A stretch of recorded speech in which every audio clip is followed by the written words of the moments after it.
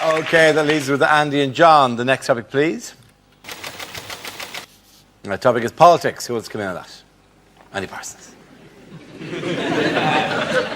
So we've had the Lib Dems announce their immigration plan. What they like to do is they like to put immigrants into places in Britain which don't, at the moment, have many immigrants. Quite what those parts of Britain will feel about that policy. I grew up for quite a long time in Cornwall, and there they regarded anybody who came from Devon as an immigrant. We had one bloke on our street who was known as the Traveller because he'd once been by train up to London. And we have a new president for Europe, a man by the name of Herman Van Rompuy. Now, the Sun can't wait to get a headline going on this one. Rumpy Pumpy, Rumpy Numpty, Humpty Rumpy. They'll go for gold if he gets involved in an affair with a one-legged ugly dwarf. Rumpy Pumpy from Rumpy Numpty with Frumpy Stumpy Grumpy. Well done, Andy Parsons. OK, John, let's see what you've been left with. The topic is fitness. I think as a country we all know that we're not as fit as we used to be. We still sell a lot of sports clothing though. I'm from Liverpool. If you ever go to Liverpool and you look around at the number of people in tracksuits, you'll think you're in an Olympic village. The reality is you've only got to see the size of the tracksuits to know that you're not in an Olympic village. And the problem is when you invest in some sport and clothes, you feel you've got to do something with them. I bought a brand new pair of running shoes, a brand new pair of shoes that I thought I'll have to do something. One of my mates said, why don't you join us? A few of us are doing a 10k race. Never run a 10k before, and when you enter, you've got to put an estimated finish time. I didn't know what to put down. I phoned my mate Sam up. I said, what shall I put down? He said, oh, put 22 minutes. I thought that seems optimistic. I'll put 24 minutes. I sent the form in. I turned up on the day of the 10k race. I turned up with my mates. I was stood there with an orange number. All my mates had blue numbers. The steward came up to me. He said, what are you doing here? I said, well, I was thinking of running the race. He said, no, what are you doing back here with all the blue numbers? I said, why? He said, well, you're an orange number. I said, so what? He said, well, if you're an orange number, that means you're an elite athlete. He took me to the front. It was me and 3 Kenyans. Good man, John.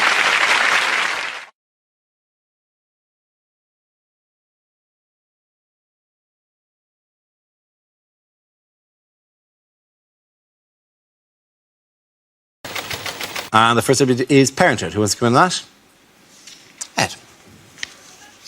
I've been thinking recently that I should maybe have a baby, but thought about it and definitely not. Couldn't handle that amount of responsibility, something that precious. It's terrifying. You know, I've got friends who've just had a baby and they offer that thing around like a plate of biscuits. Do you want to hold my baby? Do you want to hold my baby? I don't want to touch your baby. That is a heart in a bag. I'm going nowhere near that thing. You wouldn't send the work experience into the boardroom, would you? Start me off at holding your uncle and I will work my way up. This is Uncle Toby, 47, from Swansea. Don't worry about dropping me, Ed. I am absolutely shit-faced.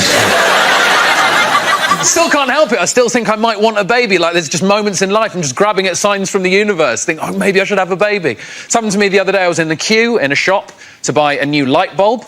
Because I'm not a student anymore, my light bulb had gone. I'm not going to sit there in the dark for 6 months. So I was in the queue, and in the queue in front of me was a man with a baby. He was a dad. You've got to give people the benefit of the doubt in that scenario. You can't go storming in going, excuse me, is that your baby? You've just got to admit it probably is, right? And on the wall, there were these light switches. They weren't real light switches. They were just like designer ones to show you what they would look like on the wall. And the baby was playing with them. It was going, ah-da-da-da-da-da-da, playing with them. And the dad was going, yeah, try that one. And was going, ah-da-da. I saw that. I thought, ooh, that's quite sweet. Maybe I want a baby. There's something in that tableau that I quite like. Maybe I want a baby. Am I broody? Is this brood? And then the dad walked off with the baby, and I wandered over to the light switches and started playing with them. I thought, oh no, that's what I wanted. Well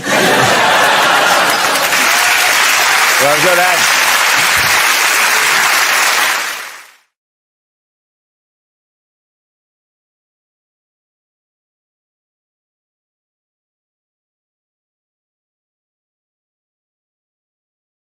Our next round is called This Is the Answer, What is the Question? On the board are 6 categories. James, which category would you like? I would like sport, please, Dara. OK, sport it is. The answer is 8 out of 10. What is the question? How many buzzcocks have got news for you?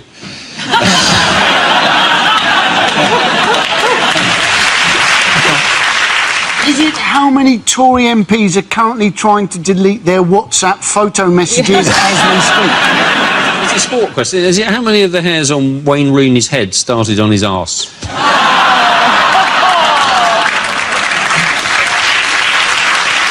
Is it? I think that's where they get them, isn't it? Didn't you have that done? Yes, it is. I haven't had it done. No, I haven't had that done. I didn't say no. I didn't say you had it done. I didn't look at you as though you had it done. Clean shaven would my arse be if this is me after the transplant? You might have had it done the other way. You think I got my lovely. Very comfortable now. Yeah. Shall we move on? Here's one that 4 people will get. In the unaired finale of Star Trek Voyager, who did 7 of 9 marry?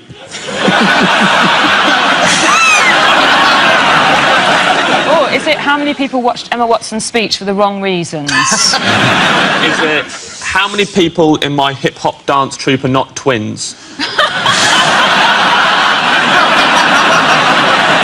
Are you one of the twins? Yeah. Are you? Yeah. Yeah, why not? Is it, if you asked Kanye West to name 10 people he admires, how many people would be Kanye West?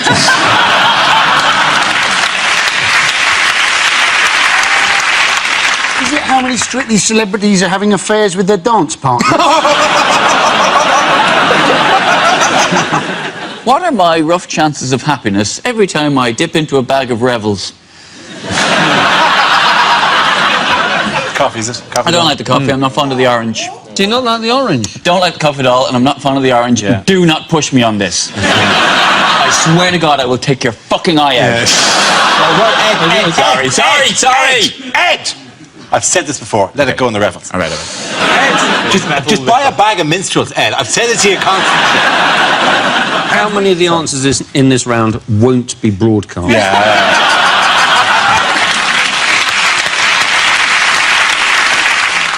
Now, Ed, does anyone want to try to answer the question? So I think this is actually how many times Europe have beaten America in the Ryder Cup. Very good. Thank you very much, Sarah. That's fantastic, yeah. Really good punch, man.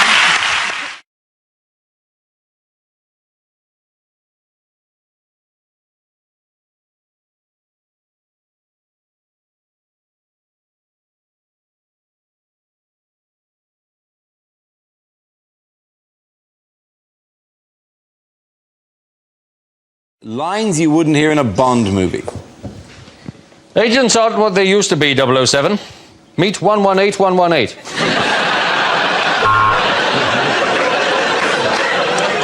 One dry martini, shaken not stirred, and 4 Jaeger bombs.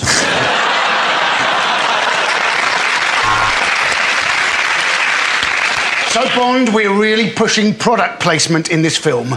So here's your new secretary, Miss Money Supermarket.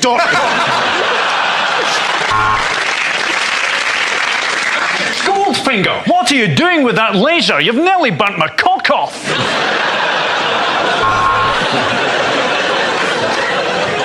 So, laser guided, fires at will, lovely in the hand, incredible repeat speed. Tell me, Mr. Bond, where'd you get a penis like this?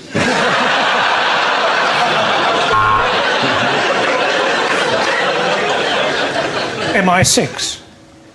No, you're a lot older than that, Bond.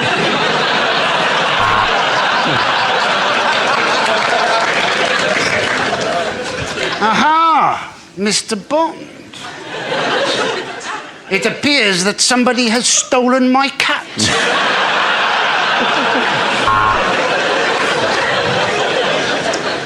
Sorry, James, I'm going to have to remove your licence to kill. Also, I would question the validity of this boob inspector card. Hey, it's me, Pussy. Pussy no more? Yeah, I'm post-op now. Oh, really?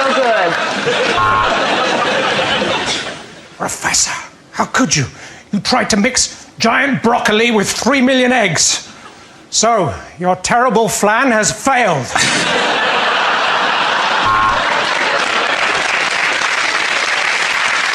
And this watch that fires bullets, and I'm afraid that's all the gadgets I can give you, Bond. I'm the 8 items or less Q.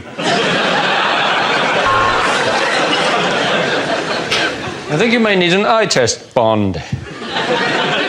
That sex-mad blonde you've been shagging in the embassy is Julian Assange.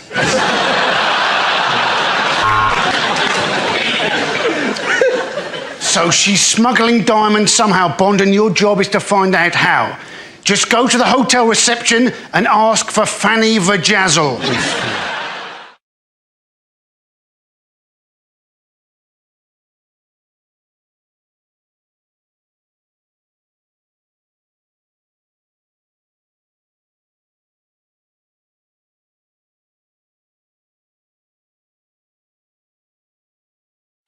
Now we play a round called Mock Them Up and Throw Away the Key. This game involves Ronish, Angela and Josh, so if you could make your way to the performance area, please. This round's our stand-up challenge. I launch a wheel of news and whoever it chooses to stop, one of our performers must step forward and talk about that subject. OK, here we go.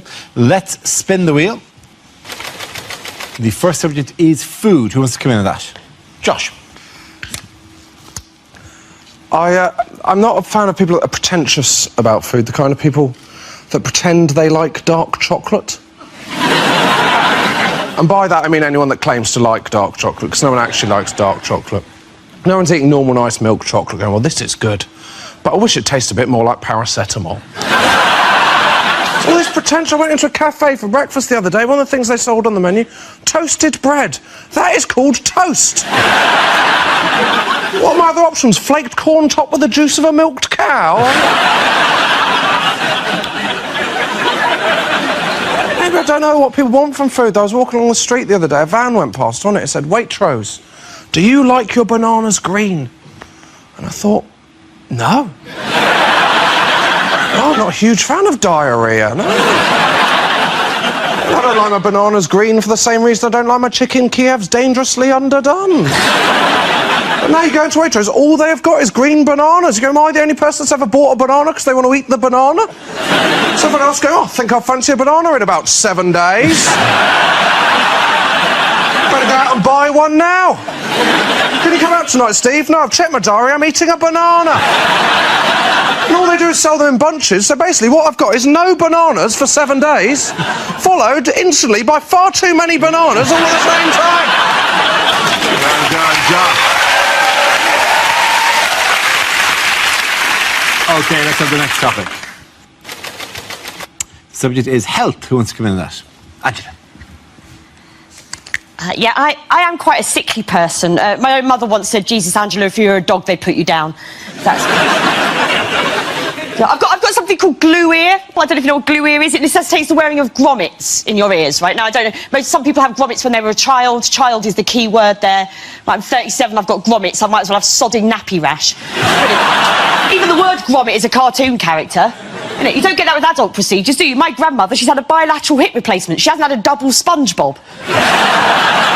Grommets. Right, and they're inconvenient as well. They're inconvenient because I love swimming, but I can't get my ears wet, so I have to wear a swimming hat. My mum bought me a red one because she said it would just look like your hair. It doesn't. No, I look like a Lego version of me. And that's not even the worst of it. Right? That's the worst of it. Twice a year, I have to attend something that's called the Glue Ear Clinic, which takes place at my local children's hospital.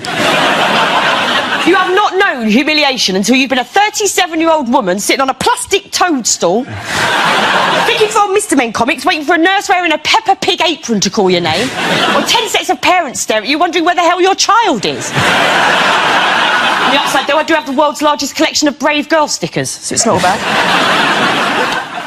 One of the side effects of having glue ear is my eardrums burst quite frequently, right? And that's not pleasant. It's pussy, it's messy, it's oozy, it's bloody. It's horrible. It's not very nice. It happens to me all the time. Happened to me once during sex. I know, disgusting. Although it was quite entertaining to see the look on the gentleman in question's face as I saw him think to himself, oh my God, I've actually shagged her brains out.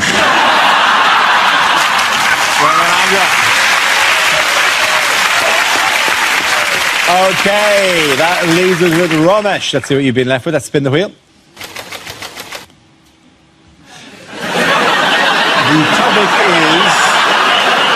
The topic is animals.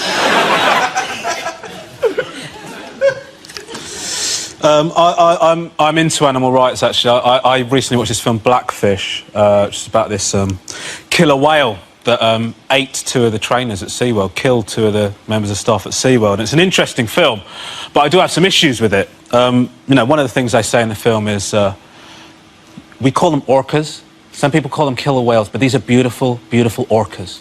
We call them orcas. This one killed 2 people. Right? That's a killer whale. Right? He lost the right to be called orca when he slaughtered 2 people. Yeah? And people are surprised by what happened. People are surprised by what happened. They say, "Oh my God, I can't believe what's happened at SeaWorld. I can't believe that one of the killer whales tried to eat one of the trainers." Listen, that's not a surprise. I'm a vegan, right? If you make me dance with a sausage on my nose for long enough, eventually I will try the bloody sausage, right? I don't think that's a surprise. And the film is presenting obvious stuff. I was talking to an intelligent person about Blackfish. He said to me, "I can't believe what's going on at SeaWorld. It's disgusting. I can't believe they kidnapped them from the wild." How else did you think that they got them? Did you think there was some sort of recruitment drive? And the thing is, you know, is they want to set this whale free. They want to set Tilikum free because he killed 2 people. Because he killed 2 people, they want to set him free. I mean, that's the opposite of crime and punishment, isn't it? I mean, people say because he lives in such horrible conditions. Listen, people live in horrible conditions. We don't let them off for doing stuff. You don't say, "Oh, Derek here killed 6 people. We can't do anything about it because he lives in Hastings." Thank you very much, Robert. I'm going to give the point to Angela Barnes there. Everyone come back. Thank you very much.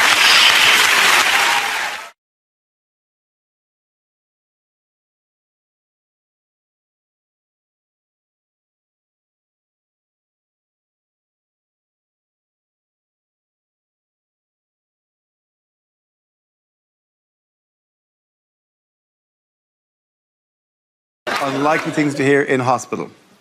We need a drip. Somebody get me Michael Gove. Now, the good news is your blood results have come back clear.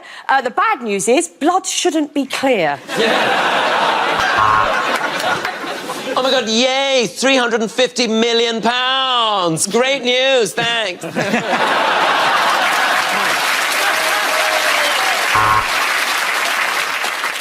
Time of death, Pim's o'clock. Look, if you squeeze his drip really hard, he gets an erection.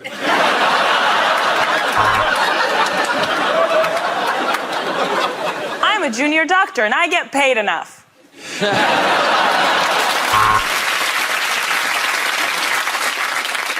Erectile dysfunction, you say? Does it hurt when I do this? And does it feel amazing when I do this?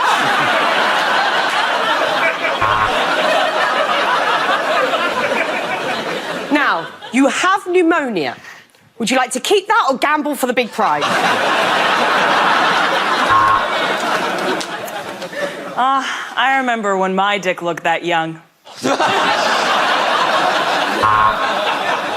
I am the leading gynecologist in this hospital. I work in the cafe, but I'm a bit of a legend.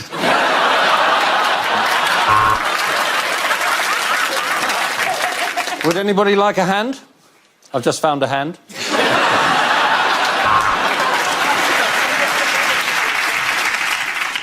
You have cancer. Sorry, you're having a cancer. Your baby is due July 15th.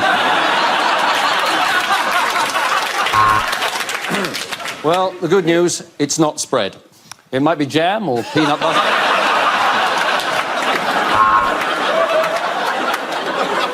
I see you.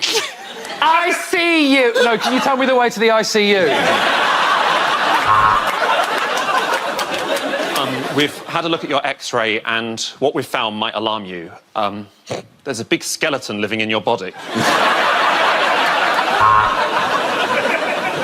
Yes, I think it's a curvature of the upper spine, but it's just a hunch.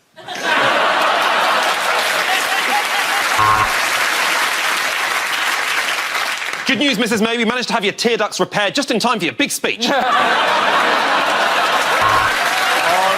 And a point to Tom O'Gorman.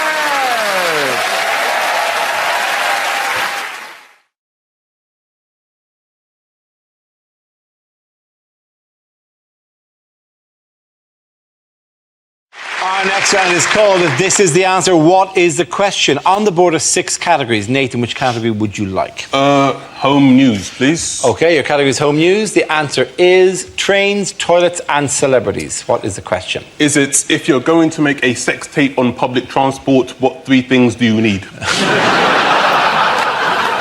What 3 flavours come through when you're tasting English wine? Is it, according to the coalition agreement, what 3 things do the Lib Dems have responsibility for?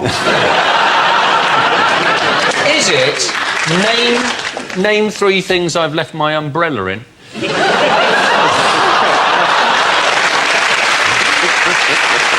Is it 3 things you're probably best off not to lick clean? Is it, what is the name of Thomas the Tank Engine's no-holds-barred autobiography? Is it what Peter Andre says when he's asked what his daily routine is? Our trains, our toilets and our celebrities! Is it what... High pitched but not Australian anymore. Our trains, our toilets, our celebrities! I went to a voice coach to get rid of my Australian accent and I can't help thinking she's done something wrong. I've been over in this country for a while, so I sometimes slip into both fucking accents.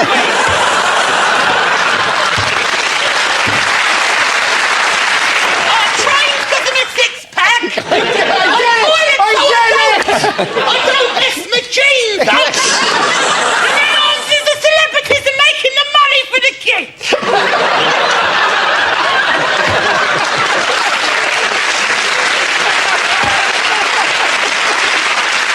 Does anyone have another answer? What do we do better than Morocco?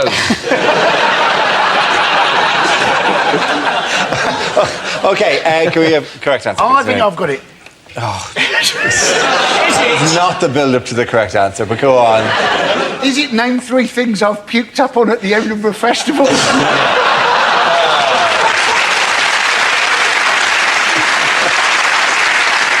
I know the answer, Dara. I'll give you the real answer, Dara. Will you give me the real answer? What are the 3 main talking points on a saga holiday? Is it? Is it 3 things that are full of shit?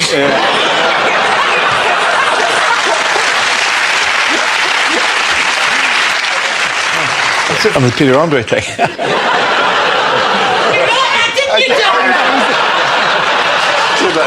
Where it makes the money for the children. That was it. Is it? No. What 3 things were most complained about at the Queen's Jubilee? If you can do that in a proper voice. OK. What 3 things were most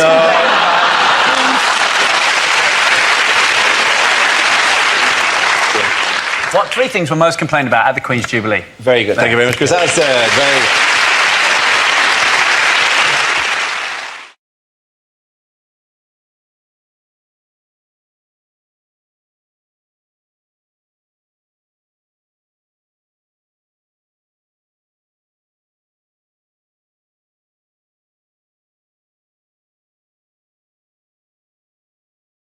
Start with a round call. If this is the answer, what is the question? On the board are 6 categories. Zoe, which category would you like? Politics, please. OK, your category is politics. The answer is 50%. What is the question?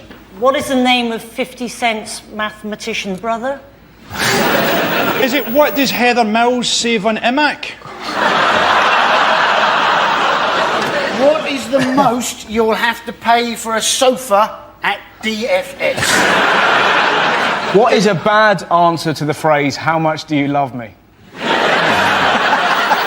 Is it the percentage of Ant and Dec that is forehead? Is it, you're a 19-year-old Glaswegian male, how much of your life is left? Is it, if I entered an orgy covered in Marmite, what would be my success rate? But to be honest, I always find that when people say, oh, I'm a Marmite kind of person, people either love me or hate me. They're always people that everybody hates. Is it how much of Silvio Berlusconi is made of oil? Is it what percentage of the population, rather than a TV debate, would like to see Cameron and Brown have a cage fight? I would love to see that. So would I. Yeah. Who would win that? I would imagine Brown. Yeah, Brown He's got moves. He's also got that dislocatable jaw. Yeah, he where can actually swallow your whole. He could swallow you. He can actually take your jaw down. Imagine that.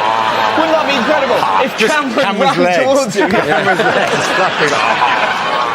legs. Is it, what was the proportion of cats that died during the making of my ill-fated television pilot, Cat versus Bleach? It would be 100%, surely. Do we have an answer that we can do? I think it's what percentage of the top jobs in the Labour Party does Harriet Harman think should be filled by women? You're absolutely right. Very good. Well done, Hugh. Thank you very much.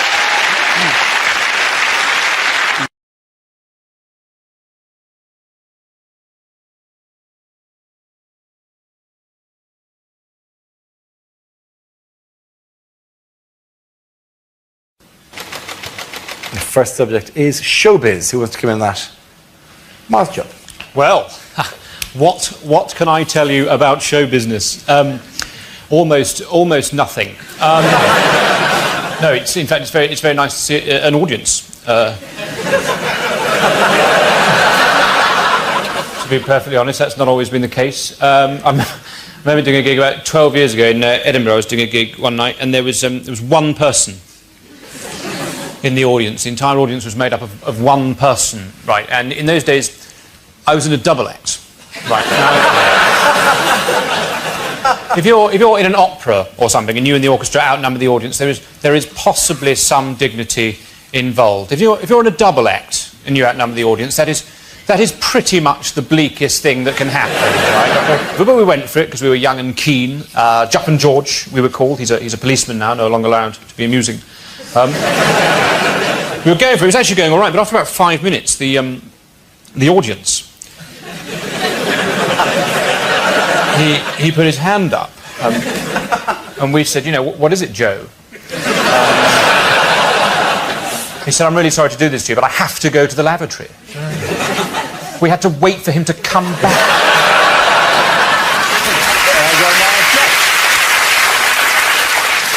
All right, let's spin the wheel again. Next subject is nightclubs. Who wants to come in on that? Nick. Yes, so nightclubs. I've got to a stage in my life now where I'm not kind of a fan of nightclubs anymore. Like little things about nightclubs annoy me, like nightclub bouncers, for example. You know, you get those big, massive guys who take their job a bit too seriously. You know, they stand out in front and go, no, you can't come in, you can't come in. Yeah, I said so. Yeah, I'm here because I'm the boss. All right, I'm here because I'm the boss. It's like, no, you're here because you haven't got any qualifications, man. Don't get it twisted. Of course, I don't say that to his face because I'm not dumb, you know. I've got qualifications. The biggest reason though why I don't like nightclubs is because I don't operate well in nightclubs. Like, you know, like approaching women, for example. Like, I've got something in me that in nightclubs doesn't work. It's called manners. Right? One time I was doing this gig, right? It was this out-of-town gig. I was staying over for the night, so I thought, you know what, I'll go to a nightclub, you know, check out the local nightlife. I'm in the club, I see this nice girl, very attractive, so I thought, okay, you know what, I'll approach her, right? So I walked up to her and went, hey, how you doing, you all right? You having a good night? And she went, idiot, though, you're trying to shut me up, yeah? Get me rotted, bitch, what are you doing, man? I'm like, well, I'm going to talk to you, man. Get me rotted, bitch, idiot.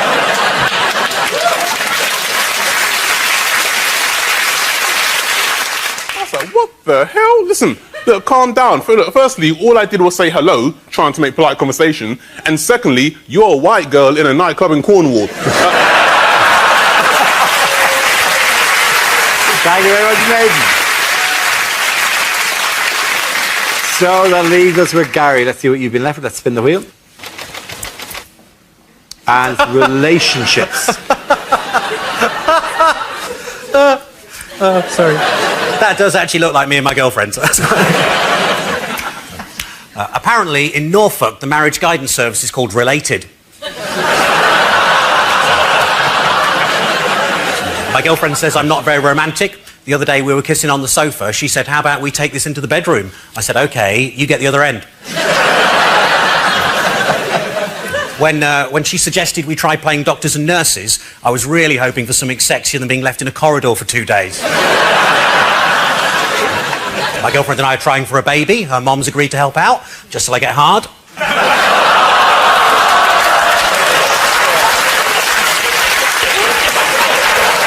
She's going to see that on telly as well. That's terrible.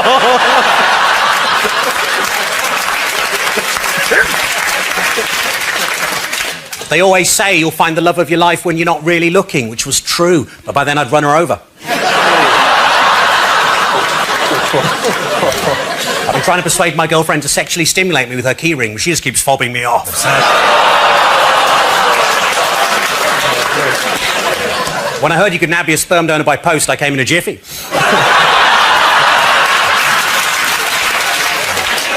I went to a swingers club. The doorman goes, it's £15 to get in, or you can pay £20. That includes a meal. I paid £20. I went in. This oiled, naked guy comes up to me and goes, hello, my name's Emil.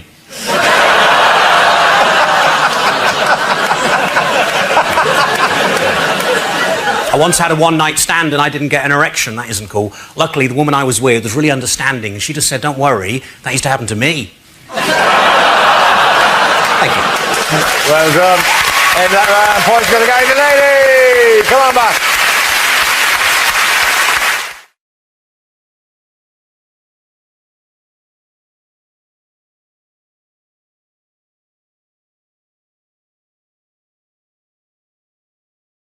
Is it which themed disco evenings have the most restrictive age policy? 50 nights. No? Is it? Is it how long before we get the right answer to this one? I think I've got the right answer. No, don't do that. I haven't done a funny one yet. Stick around, right? Is it generally speaking what separates 51 days?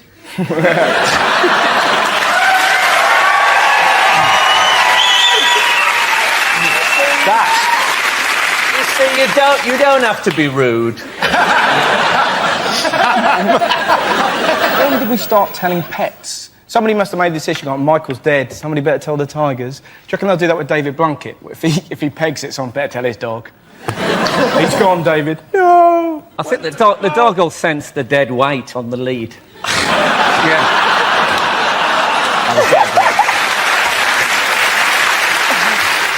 I think he should have left Bubbles to Diana Ross. Because it's great. He left the three kids to Diana Ross and she didn't know.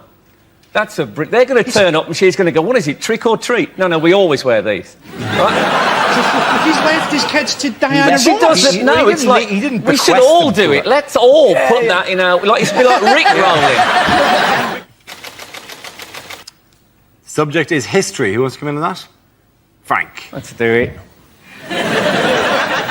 Yes, history. I think it's important not to trust history. Don't take things for granted. I watched that film, The Elephant Man, recently, and it suddenly struck me after all these years that the Elephant Man doesn't actually look like an elephant. It doesn't. The Elephant Man doesn't look like an elephant. If anything, he looks like fresh ginger. Now, obviously, if you're putting up posters trying to sell a freak show, you can't say, coming soon, the Ginger Man. Or people are going to think, OK, they're not the best-looking people in the world, but I'm not paying to see one. Now, you can edit history now, right? They've brought it... Scientists have found out which part of the brain contains your bad memories, and they have developed a drug, you must have read about this, that can actually erase bad memories. It's what Ronnie Wood's 20-year-old girlfriend calls the morning after pill. Thank you very much, Frank. They say the Queen spent £14,000 on a train journey from London to Liverpool. And that's what happens if you let an old-age pensioner use the self-service ticket machine. Yeah. Things you wouldn't hear from a weather forecaster. And finally, a warning to hay fever sufferers. Don't come sneezing near me or I'll rip your face off. It's going to be cloudier tonight. I love those German birds. Deleted lines from Star Trek. Captain, I can see an alien ship approaching. It's not showing up on the radar. It's a circular vessel, some sort of lettering and number... Oh, no, sorry, it's my tax disc. Is it ruined our country, bastard? But what you're forgetting, I think, that we don't know what goes on in the cabinet, and everyone's got to remember that he has got one eye that doesn't work, and perhaps he would do what I would do if I was him in the cabinet. I'd wear an eye patch. I'd sit there with an eye patch on, and I'd have a white cat. There is a theory that Brown would put it over the wrong eye.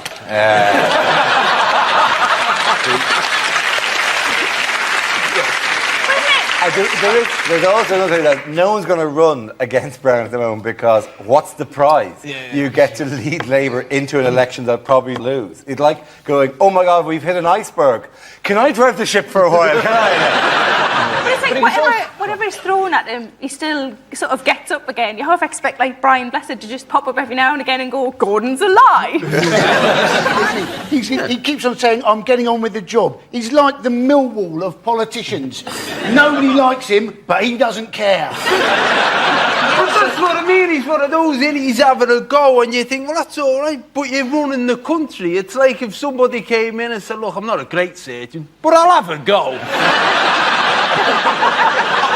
You know what? It's basically... Put the hours in. I've sewn on a button, so I know I can finish the job, but getting to the stuff... I'm sure I'll recognise the kidney when I see it. I've played the board game. I've played the board game. I think it must only be in the south, because, you know, if we ate more pies in the north than we do already, they'd have to invent, like, a breakfast pie. We've also got a little bit cosmopolitan as well. I was up with my mum and dad's because I've been gigging in Liverpool. I'll come downstairs for breakfast, and instead of having a normal breakfast, my dad was sat there with a croissant, because my mum's gone all continental. And he sat there with this croissant. I just looked at him, he looked at me, he went, yeah, I know. I said, what's your croissant like, Dad? He said, it's shit. He said, croissants are just empty pasties.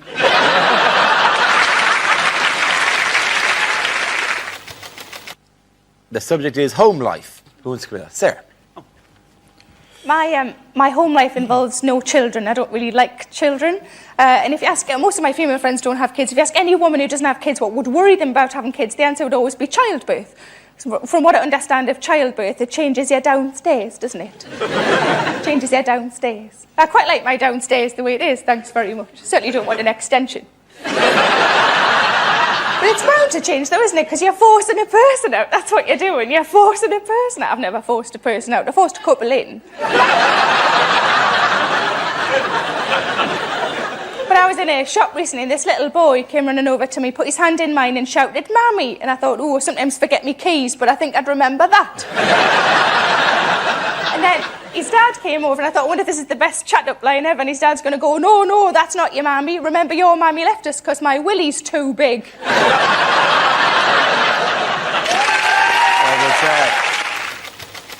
The topic is fitness.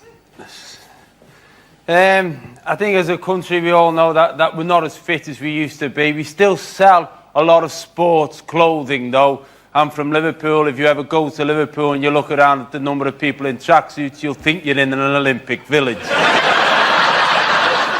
The reality is you've only got to see the size of the tracksuits to know that you're not in an Olympic village. And the problem is when you invest in some sport and clothes, you feel you've got to do something with them. I bought a brand new pair of running shoes, a brand new pair of shoes that I thought I'll have to do something. One of my mates said, why don't you join us? A few of us are doing a 10k race. Never run a 10k before, and when you enter, you've got to put an estimated finish time. I didn't know what to put down. I phoned my mate Sam up. I said, what shall I put down? He said, oh, put 22 minutes. I thought that seems optimistic. I'll put 24 minutes. I sent the form in. I turned up on the day of the 10k race. I turned up with my mates. I was stood there with an orange number. All my mates had blue numbers. The steward came up to me. He said, what are you doing here? I said, well, I was thinking of running the race. He said, no, what are you doing back here with all the blue numbers? I said, why? He said, well, you're an orange number. I said, so what? He said, well, if you're an orange number, that means you're an elite athlete. He took me to the front. It was me and 3 Kenyans.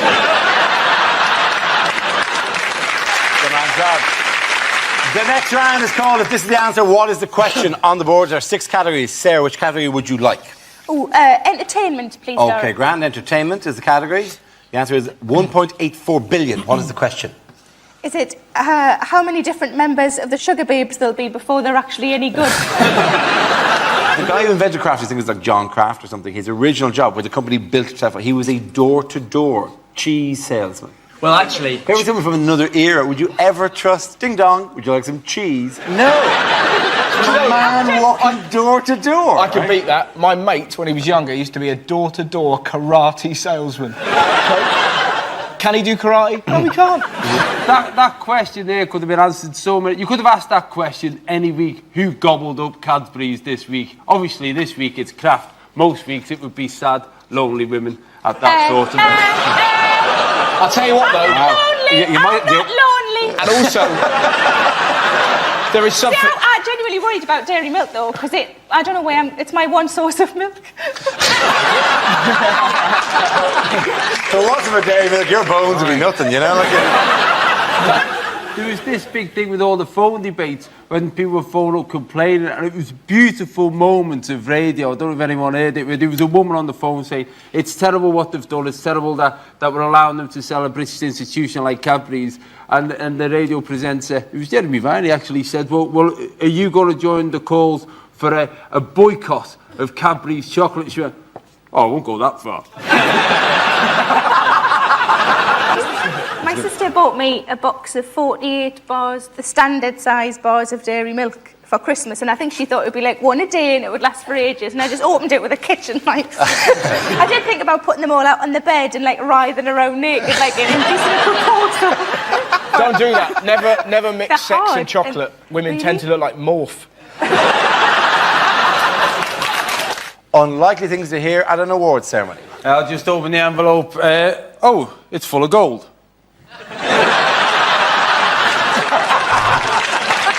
And now we're going to watch a film showing some of the people that we've lost this year, including 2 you didn't even know were dead. And the winner of the best scientist in physics is... There's no ramp, Stephen Hawkins, it's not you. The next category is things you wouldn't want to hear on a cruise. Oh, yeah, we were on this last year when it sunk. Thanks for coming to the show. I've got to be honest, it's been a while since I've sung this one. Do you want to be my gang, my gang? I'm looking for a really old husband with money. How's your heart?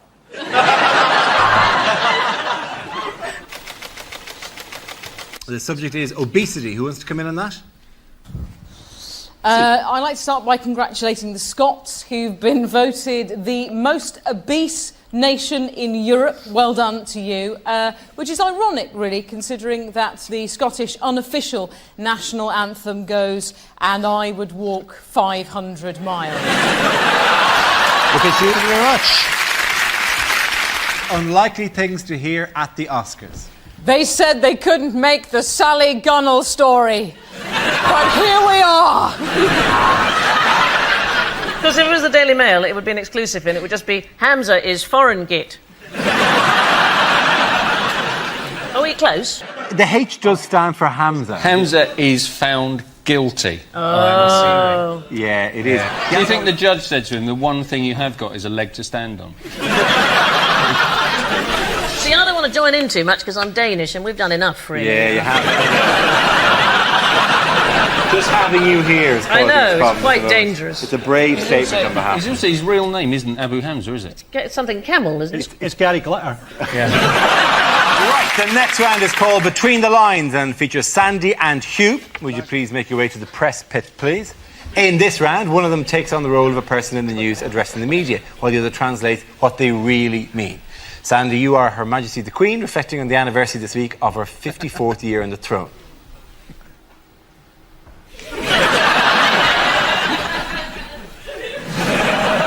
My most loyal and trusted subject. Dear Chavs.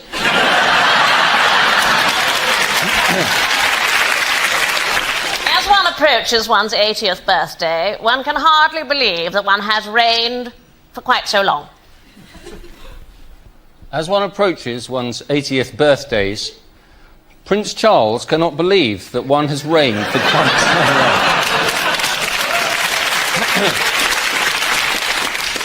I've tried to be a modern monarch, in touch with all my peoples around the globe. High five, big shout to the Commonwealth posse. During my reign, I have had many great joys and triumphs. Yesterday, I won a 7-horse accumulator at Hayden.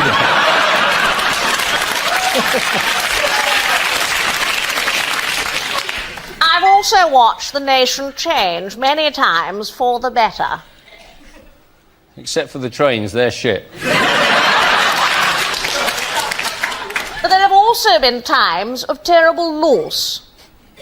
But there have also been times of terrible loss.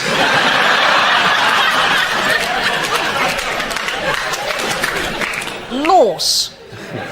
Loss. I lost things. My yacht. My private train. Zimbabwe. Well done, Sandy, and you. If this is the answer, what is the question? On the board are 6 categories related to current events. For each chosen category, I read out an answer and the players have to guess what the question might be. So, Sandy, would you like to choose a category? World news. OK, your category is world news. Yeah. The answer is butter, mascara and pumping equipment. What is the question? All right, it's to do with a protest. Let's steer this towards an answer. It's Protest. a Danish thing, is it? Yes, it is a Danish thing. You want to put that in the form of a question? Was it not a question? Is it the Is Danish this the thing? Danish thing? Is this a Danish thing? Butter, mascara and pumping equipment? Yes. I have to say, as a Dane, I couldn't be more surprised. The words I never thought I would hear in my entire life are the words protest outside Danish embassy. Because you just think, about what? More cream in the pastries. Do you know what's very strange is that 27 years ago when I was at university, I studied Muslim law. I was one of the first people to study Muslim law in this country. And I'm also Danish, and I have never been so popular with the newspapers. They go, where can we find a Dane who knows about Muslim law? Wait a second. Whoever thought those two things in my life would suddenly come together? That is the weirdest Venn diagram in the world. It is right? Set of all the people who are Danish, set of all the people, and then just you in the middle. No, that's it. I'm the one. Yes, in the shaded area. Yes. It's just... The Danish paper said that all they were trying to do was test extremist Muslims. You think, oh, well done, that was a fantastic idea. That goes right down with the whole kind of whether a bull can pass the whole red rag test as it's waggled in front of its face, or testing how hot a fire is by shoving your hand into it and go, oh, it is hot, I have burnt my hand, I thought I would, but it's nice to know that, it's nice to be sure. I'll check again. Still hot. Yeah, still hot. In these volatile times, ow again. Except that's not quite... I mean, at the risk of telling the truth, that's not exactly what happened. And it did take 5 months for anybody to get upset about it. That's mainly because it has a very small circulation, this newspaper. And the actual cartoons that people got upset about were never printed in the Danish paper. So I'm a little bit defensive about it, because the ones that people actually got upset about that were shown around the Middle East are 3 cartoons that were never, ever printed in Denmark anywhere. It's tough to explain that to a mob, isn't it? Though? It is. Oh, come on, guys. Let's get our facts and figures sorted out. You might as well send out the little Lurpak guy with the trombone going...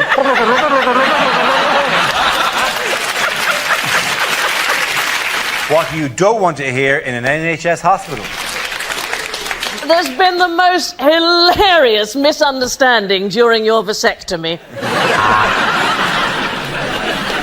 Commercials that never made it to air. Run out of loo roll? Why not use this fluffy dog?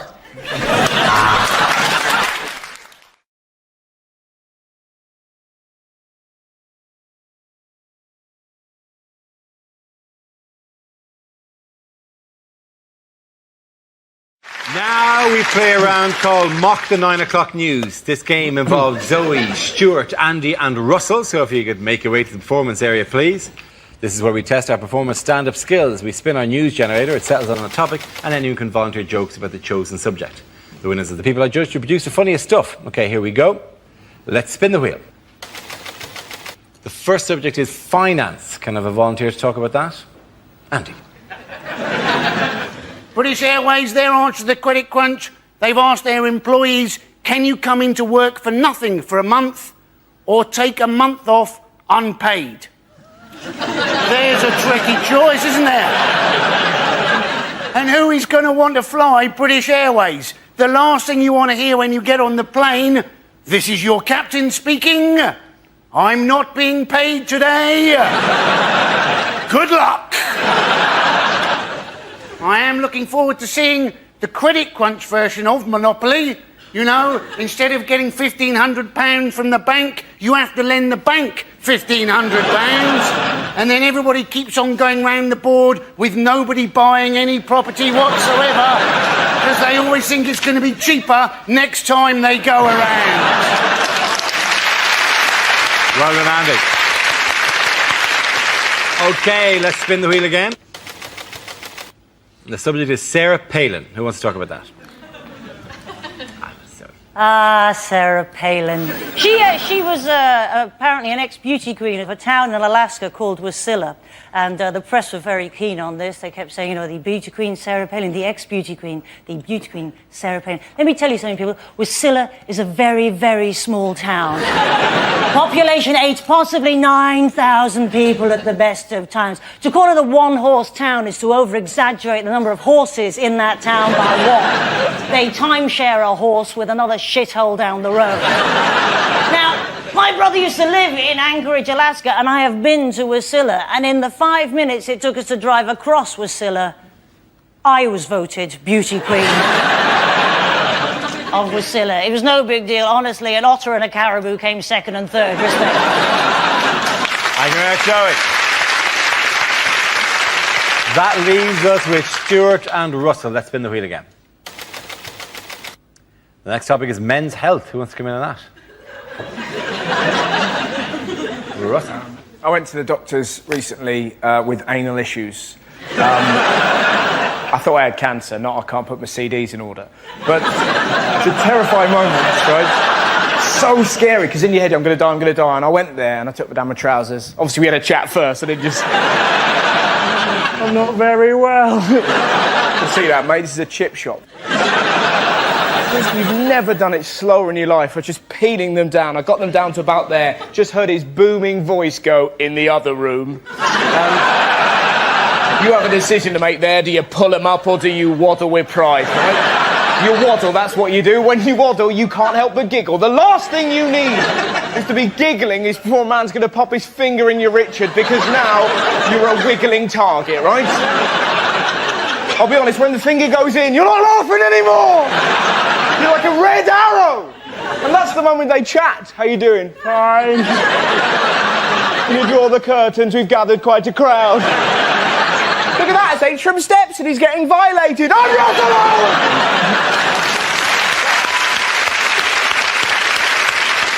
Russell! OK, Stuart, let's see what you've been left with. Let's spin the wheel. And the topic is school. You are looking at a very proud Canadian who's very proud of the education system in Canada. No, I was horrible in school. I failed math so many times I can't even count. I preferred French over chemistry because the chemistry teacher and I just didn't have any rapport. One teacher said I'd be a better student if I spent less time flirting. I immediately jumped off his lap. One teacher used to always say I wasn't very observant, but you know what? That was his or her opinion.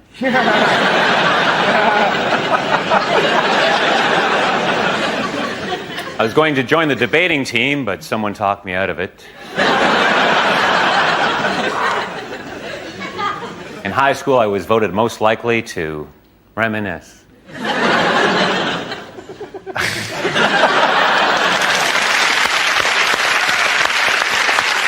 OK, at the end of that round, the points go to Zoe and Stuart.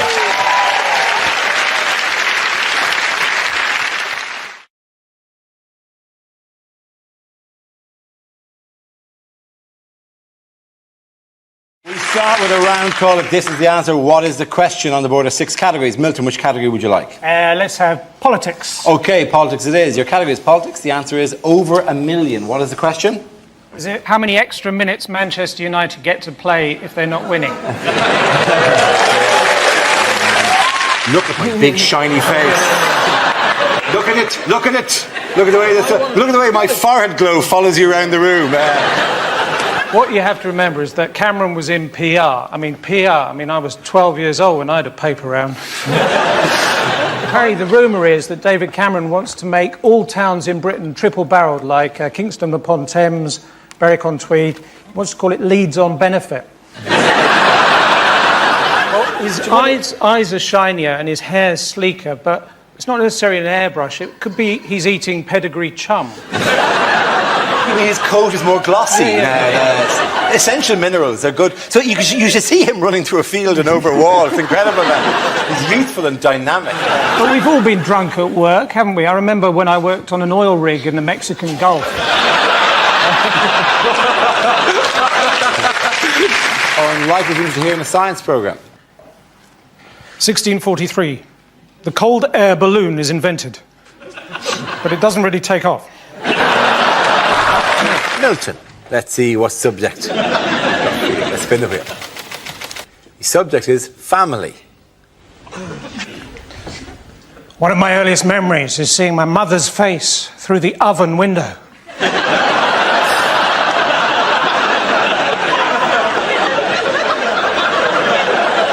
As we played hide and seek, and she said, "You're getting warmer."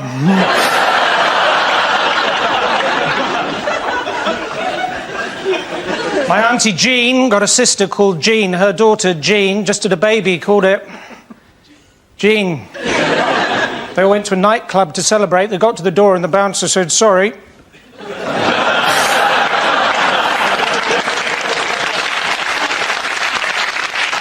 You're all wearing trainers.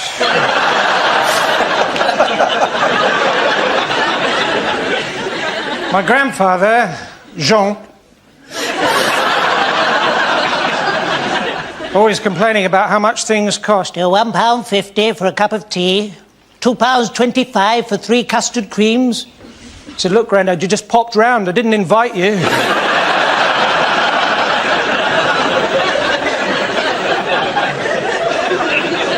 My other grandfather, he was always going on about how in the old days people could leave their back doors open, which is probably why his submarine sank.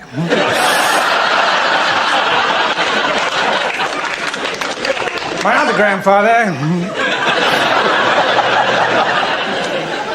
when he died, we didn't even get the chance to say goodbye, which was all the more poignant because he drowned in a bowl of Cheerios. I used to own a Toyota years ago, and I remember once I was driving along eating a marshmallow, and all of a sudden my airbag deployed, and in that moment I thought I'd become really, really small. Carlsberg don't do liver transplants. But if they did... You can tell that Beckham thinks something is wrong, because if you look at the picture, he's going, "Aye." There's an A coming out of his mouth.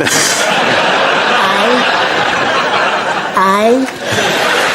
This game involves Milton, Andy and Diane, so if you could make your way to the performance area, please.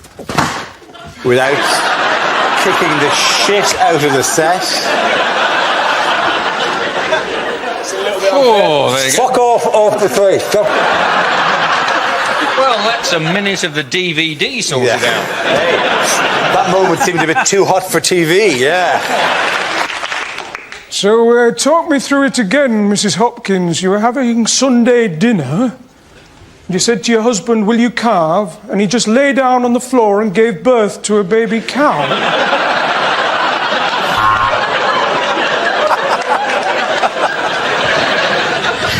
A word about registers. Most of the staff are on one.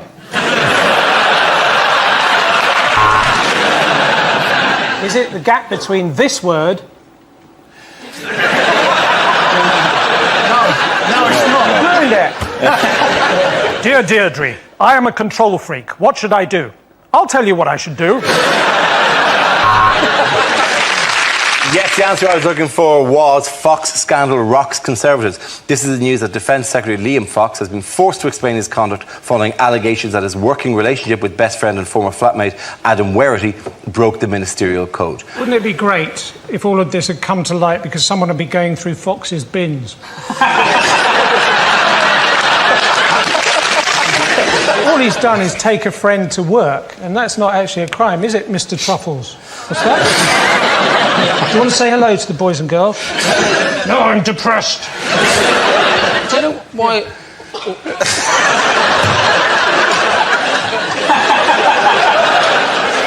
What Cameron should do is get a great big black hat and the sleep mask he got on the plane, and he stand up in front of the G20 and said, "I will lead you out of economic austerity, for I am... borrow."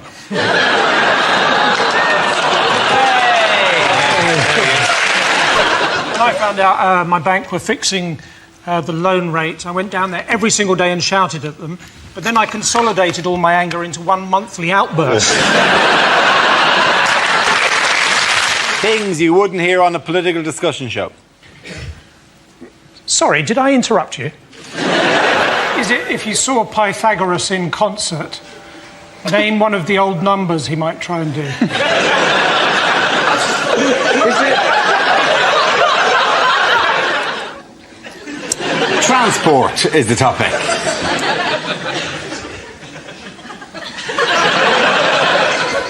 So I've got my own private jet. The rest of the jacuzzi belongs to my mum.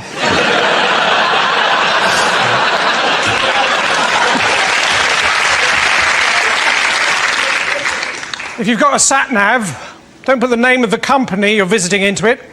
I tried to take some mayonnaise back the other day. I ended up in Helmand Province.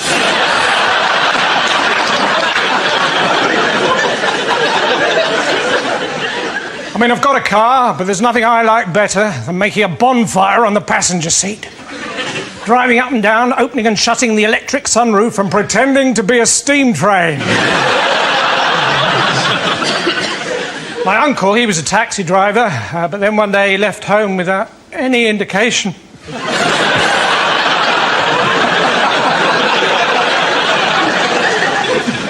So recently I was fell walking in the Lake District. Well, it's not quite true. Recently I fell walking in the Lake District. I was going to tell someone, but the pillar box was full of sugar puffs.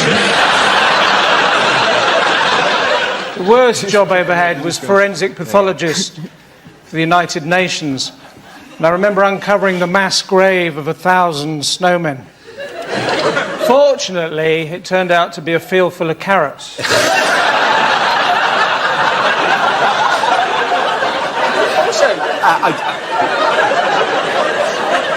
What's great about it? But it's like Milton, every so often, it's like this hilarious granddad that just wakes up.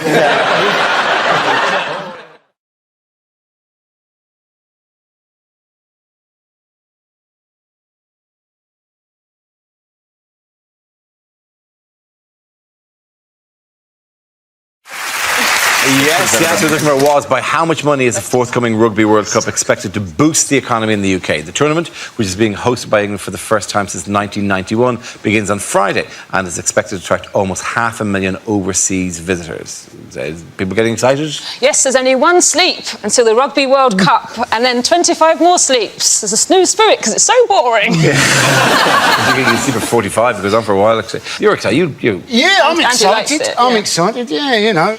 There are very few games where before you go out on the pitch, you decide there's probably a need for you to gaffer tape your own ears to your head. That's what they have to do? Yeah, they do. In case people bite them, in case people chew their ear. Yeah. But and not like in a nice nibbly way, like, oh, this is, you're playing really well. It's a That's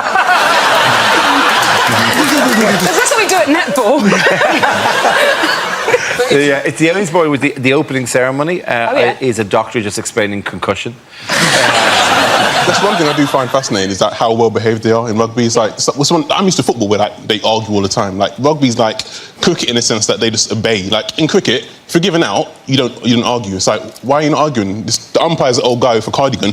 You're a young athlete with a bat. You can make him change his mind.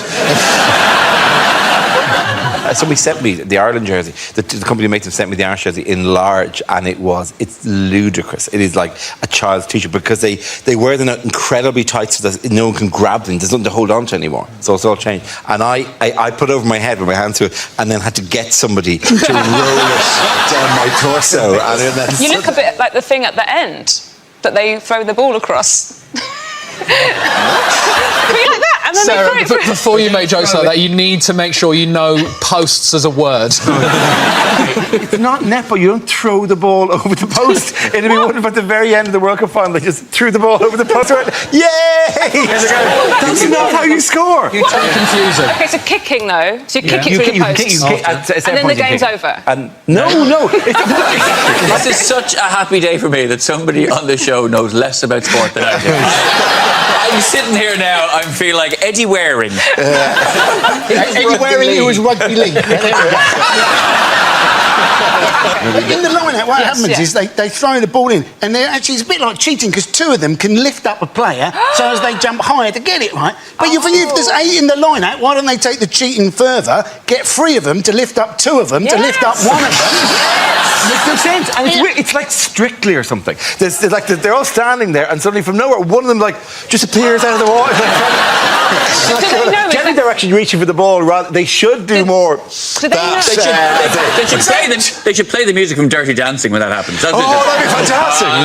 The time of my life. So the person who gets lifted up, do they know it's going to happen, or is it surprise? You two suddenly lift me. Oh my God, I never knew. I'm the chosen one. Sometimes they think it's the rapture. And they think, oh, take me now, Lord. Oh, no. And then they're immediately run over by 8 Frenchmen.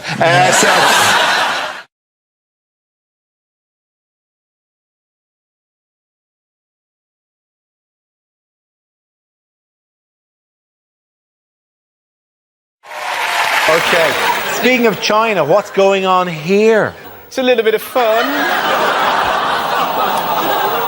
It is exactly what you think it is. It is a panda on a rocking chair eating crisps. Are they really sad because they haven't got a 50p to put in the machine? It's not actually a panda, is it? It's some bloke who's got pissed on a stag night. And the other 2? Or is that the green one? The green one's the reason why pandas are endangered. Because that's the male panda sitting on it, but he was given the option of the 2 panda bitches. He went, no, I'm going to nail this green one.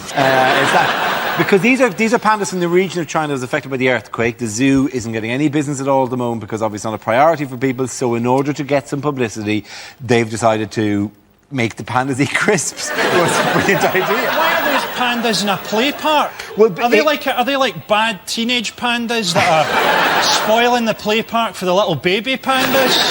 Hey, what flavour are your crisps, man? Your mother! Your mother flavour! Where's Gary? Text him. Let's bash the swings, man. Are they really sad because they haven't got... That, as a first effort at whimsy, was great. It was really, really good. I've tried. You did. I really think you tried with the whimsy. And then it's just not there. It's just not in my soul. I have see those pandas shot. Is this the bit that's going to go in? Yeah. This is a bit that's going into the Christmas special. There's also... Happy Christmas, kids. I'd see those pandas shot. My dad used to work for Qantas. He was cabin crew. And the best thing, my favourite thing I've ever heard, I think, about Christmas is that so every second Christmas as a kid, my dad was away because he was flying. That was the way it worked with Qantas. And this one particular year, he told me that they were flying on Christmas night. And in the middle of the night, the captain, the pilot called him up and said, listen, in about 5 minutes, I'm going to ask you to turn all the lights up because everyone was asleep. So he went, yeah, all right. He said, don't ask, just do it. So 5 minutes, my dad turned the lights up, everyone woke up, and the captain came on and said, ladies and gentlemen, sorry to wake you in the middle of the night, but we've had a special request on the radar. There's a special person flying around the world tonight who wants to come on board. So if all the kids are awake, he's coming down. And then the pilot just jiggled the joystick. And the plane went, and he went, he just landed. And then out of the cockpit came Santa and did the whole lap of the aeroplane, gave out presents to all the kids, and then went back into the cockpit. And then the captain said, now we have to give him a bit of a run-up, so I'm going to speed up a little bit. And he actually pushed forward on the engines, and all the kids just went No wonder Qantas planes have got a big hole in them.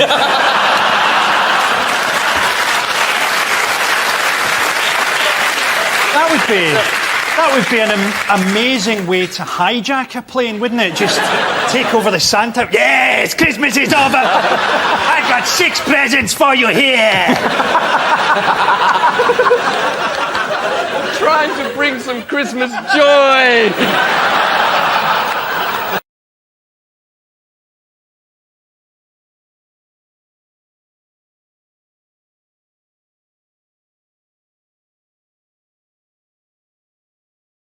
Our next round is called Newsreel. We play in a recent piece of footage featuring people in the news and ask you to suggest what they might be saying. This week's clip features the Prince of Wales and the Duchess of Cornwall. Ah, well, here he is, His Royal Highness, the Prince of Wales, and Mrs. Prince of Wales. Well, why are they here? Well, to overlook the building of their new house.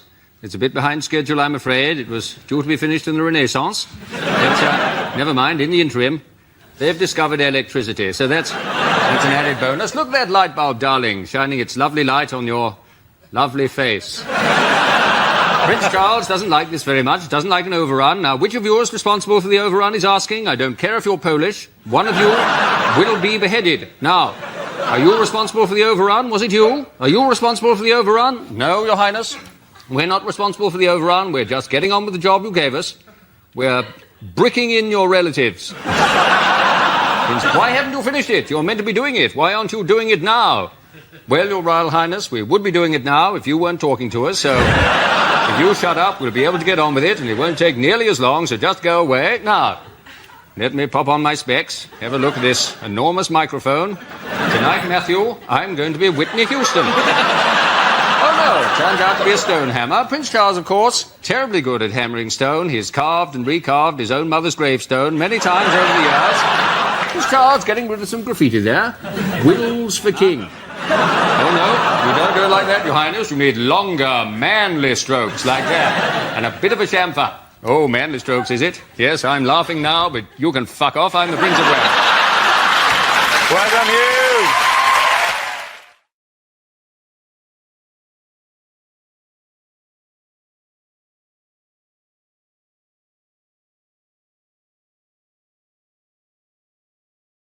The next round is called Between the Lines and features Hugh and Greg. Would you make your way to the press pit, please? Greg delivers a speech in the guise of a leading figure on the world stage while Hugh translates what they really mean. Greg, you are American presidential candidate Barack Obama. Ladies and gentlemen, I'm going to attempt to emulate my political heroes. Luther, Kennedy, Martin Luther King. Martin Luther King, what's wrong with Martin Luther King is fine. It was Luther. I love the idea your brain's just going, I can offer you the word tangerine, that is it. Yeah.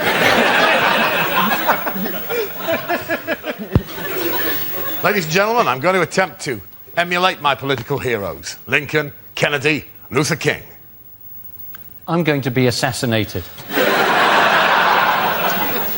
Hillary is a wonderful politician, and I'm delighted to have her continued support. Loser! Loser! George Bush has been giving me some tips. He still thinks I'm the valet who parks his car. I have the greatest of respect for all of Senator McCain's achievements. Oven chips.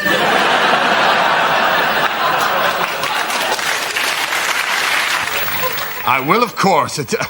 I'm sorry, I'm starting to sound like some sort of soul singer now. Yeah, we got it together, didn't we, babe?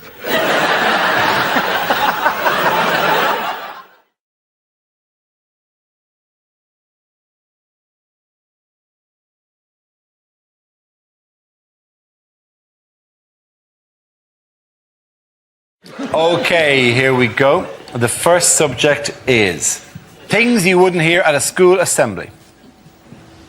OK, today we're going to have a special outing. So, Miss Williams, if you'd like to tell everybody why you're a lesbian.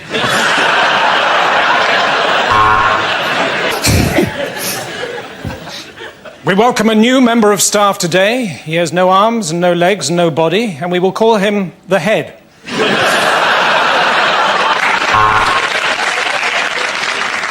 Would whoever's milkshake is bringing all the boys to the yard, please stop it? I'm sorry to keep you waiting, boys and girls. I've just had a shit the size of a baby seal. If you are found in possession of cocaine, you will be given 100 lines. No, wait. And today in the after-school club, we're going to be using paper mache to make a mother that actually loves you enough to pick you up at 3 o'clock. I'm delighted to say that during the summer holidays, Mr. Wang married Miss Kerr.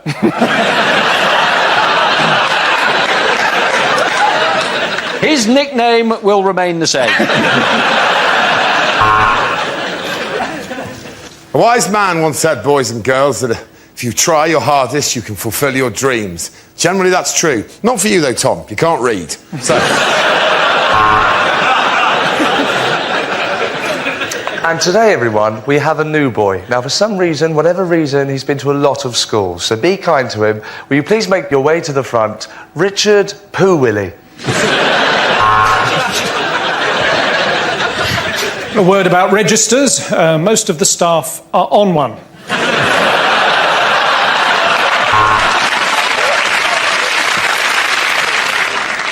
So that is how you put on a condom.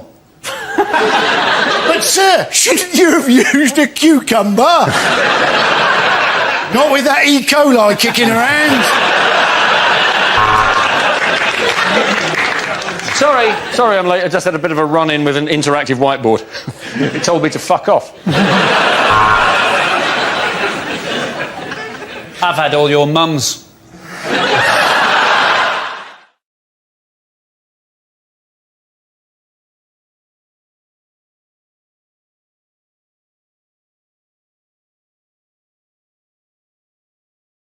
Let's spin the wheel. Okay, the topic is work. I nearly lost my job as a roofer when I was caught masturbating on the first day. Yeah, luckily, my boss said I could wipe the slate clean.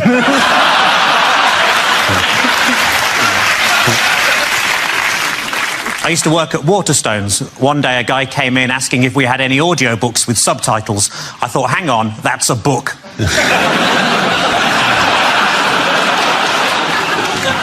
The circus near me held a competition to find the best contortionist, so I entered myself and won. In my old job, I just used to punch buttons all day, and that's why I'm no longer allowed to work in panto. I've got 2 lawyers working for me at the minute. One's pro bono, and the other thinks he's a right pretentious twat.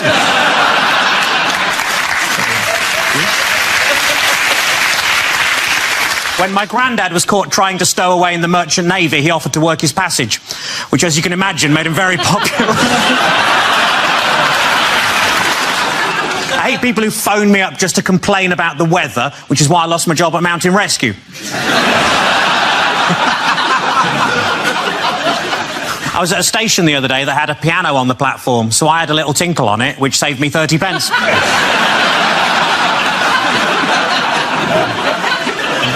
I went on a positive thinking course. It was shit.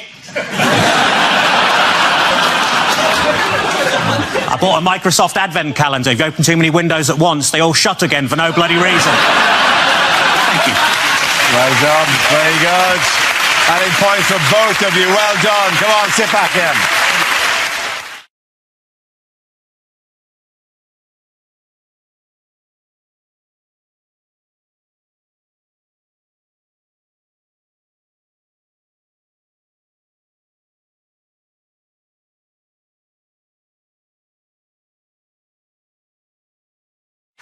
Okay, the next topic is unlikely film trailers. One man fights his greatest peril. Laryngitis.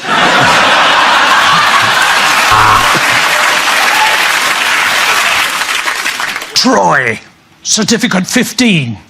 If you're too young, why don't you make a giant wooden adult?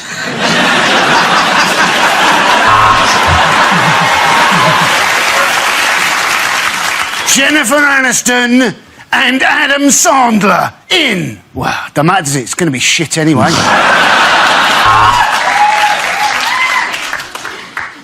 A UKIP film presentation, 101 Damn Asians. Tom Cruise in the most ludicrous sci-fi thriller yet, a Scientology documentary. This summer, Russell Crowe is punching people randomly in the face. From the makers of Kaka 1. Kaka 2.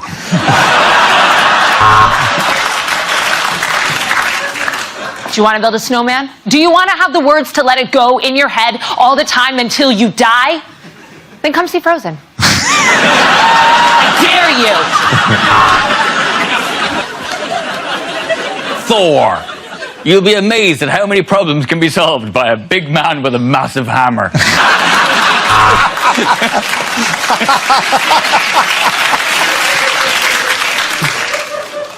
I Can't Read Productions presents Salmon Fishing in the Seaman, Yemen.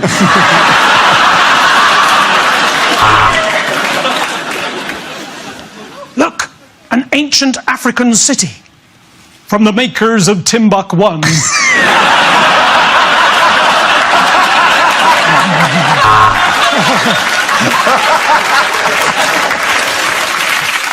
Russell Crowe stars as Bob Marley.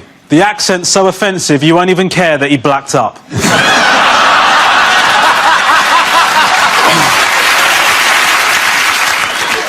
No, this isn't the day the earth stood still. It's just that you're in Norfolk.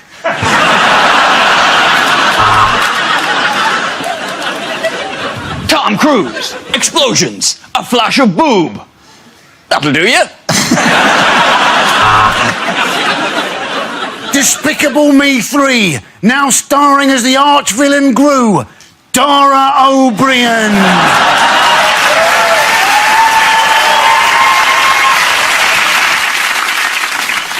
It looks like a runner bean, only smaller. From the makers of Mange 1.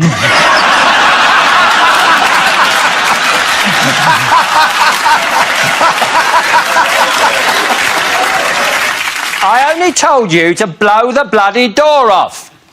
In cinemas now, the Oscar Pistorius story. At the end of that round, the point's going to Ed Milton.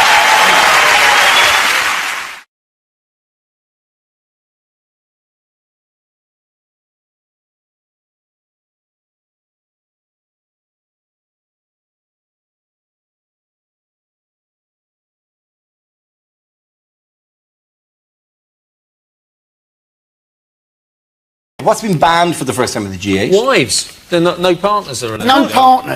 No partners, golfing resort, Ireland. It sounds more like a stag do than a summer.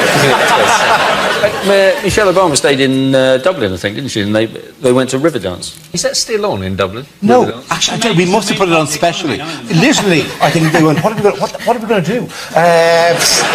Don't we have some dancers still lying around, you know, in parks with their legs still moving, just looking for we'll dance for cash, written on a time. Really? The Obamas think that the reason that in Riverdance they only use the lower half of the body to dance with is because in Ireland all the arms have been decommissioned. I like that. That's really good. I think that'll work itself. A long journey. They got there at the end. They usually have a special programme of like sort of visits and lectures for all the wives, and you have to feel sorry for Angela Merkel's husband, just generally. Oh, Joe Merkel. Sorry. Didn't Barack Obama talk to some of the kids before the GA started? I thought that was good because out of all the leaders, he's probably the best one. One, because he's obviously a great speaker, and also because most of the young white kids nowadays are talking like they're black. So, probably the only one who can relate. What else does Barack Obama get that Putin wanted? Michelle Obama. Quite possibly, but he got the gym. Yeah. He got the gym, yeah. He got the gym. There was a fight over who would get to go in the gym, because they wouldn't work out at the same time. Fair enough. It's very difficult to negotiate with somebody who you've seen vigorously toweling their balls. So, what about trade? Can we talk about this later? No, now's as good a time as any. But he lost, didn't he? Obama got it, which Putin gave him, because he said he was going to get his exercise by swimming in the lock. Yes, there's a lake lock very early in the morning. It's odd that Putin wanted to swim in an icy lake, because that's normally what happens to his critics. You know, Putin, because he loves the hard man image, doesn't he? This is just a photo opportunity for him. You know exactly that when he comes out of that Northern Irish lake, he'll have a bear going, I just found this. Just a KGB guy in a suit going, can I get out yet? Shut What tax reforms have they agreed? They have agreed, basically, that they should do more with tax havens, and they should be more transparent. There's always ways around it, though, isn't there? I mean, Jimmy Carr's registered as a Channel Island. I think he's literally registered as a Jimmy Carr. He just pays road tax.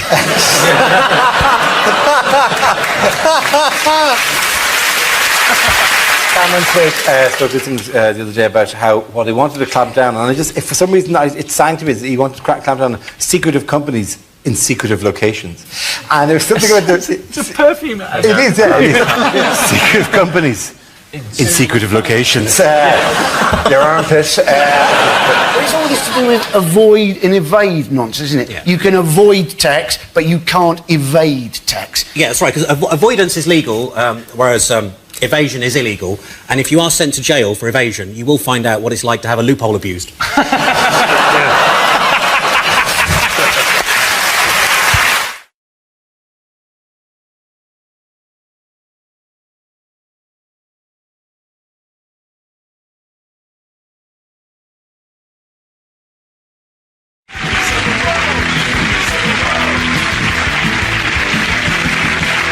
We start with a round called If This Is the Answer, What Is the Question? On the board are 6 categories. Fred, which category would you like? World news, please, Dana. OK, your category is world news. The answer is 1/5. What's the question? How much of a Boris Johnson speech is not, well, I say, boss? Unlikely things for a sports commentator to say. So, Boris Johnson, are you enjoying the Olympics? Oh, I'm terribly sorry. Claire Balding, are you enjoying the Olympics? Politics. Who wants to come in on that? Andy. All right, so it's been a pretty amazing time for black people in politics. There's a lot of black women who are becoming movers and shakers in politics. We've got Una King going up for Labour candidacy for the mayoral election. We've got Diane Abbott. She's got 33 nominations. She's going up for Labour leadership. Doesn't stand a chance. But good luck to you. And, of course, we've got Floella Benjamin is in the House of Lords. Now, I know what you're thinking. How the hell did she get in there? Like, through the round window? But it's true. Now, I think we've shown that obviously we're up for change. We've shown we've got a sense of humour as well. That is the only way that Boris Johnson could have possibly got himself elected. But I had a lovely story about Boris Johnson, about him and his dad. Apparently they look very similar. And his dad also likes riding a bike. And his dad was out one day riding his bike. And some random geezer just shouted at him, "Oi, Johnson, you wanker." And he went, "I think you mean my son." Which I thought was lovely. According to a recent poll, how far ahead is the Leave campaign in the European referendum? A recent YouGov poll showed that the Leave campaign is ahead by 4%, although there is no clear consensus, and a poll from ORB has shown that Remain is 1% ahead. It's an exciting campaign, though. Are we all enjoying it? Well, Loving it. Some people say that the polls can't be trusted, which tells you how they're going to vote. I don't know how you could look to a poll in this area, because you probably ring somebody's doorbell and you open it and then you go, "Are you in or out?" And they go, "Well, I'm clearly in." I think it's not had a great PR campaign behind it, has it? Because Brexit's a terrible name. It sounds like cereal you have when you're constipated.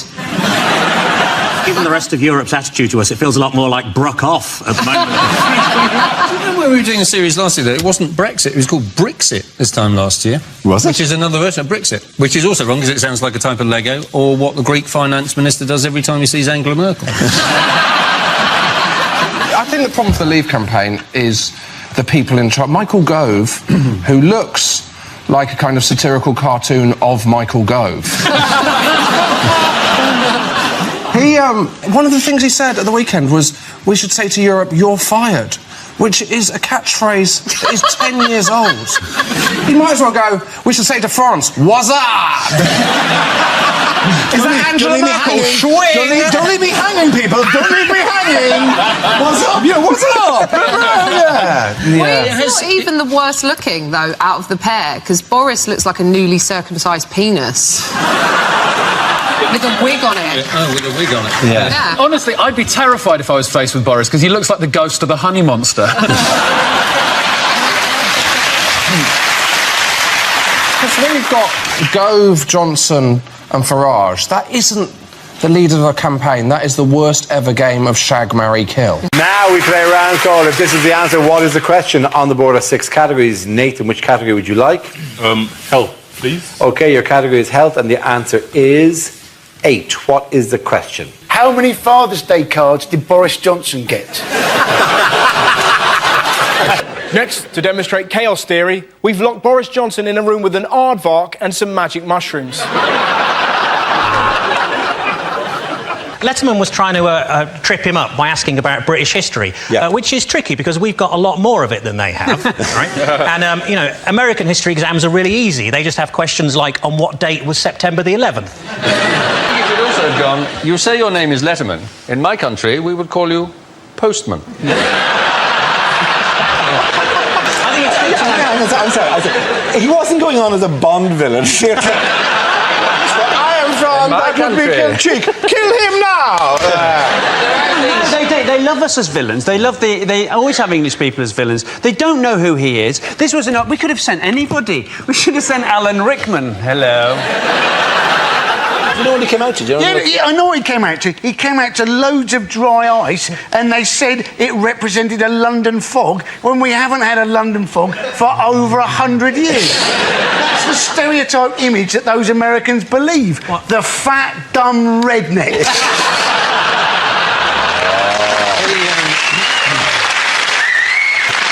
The closest we've currently got to a London fog is Boris Johnson at the moment.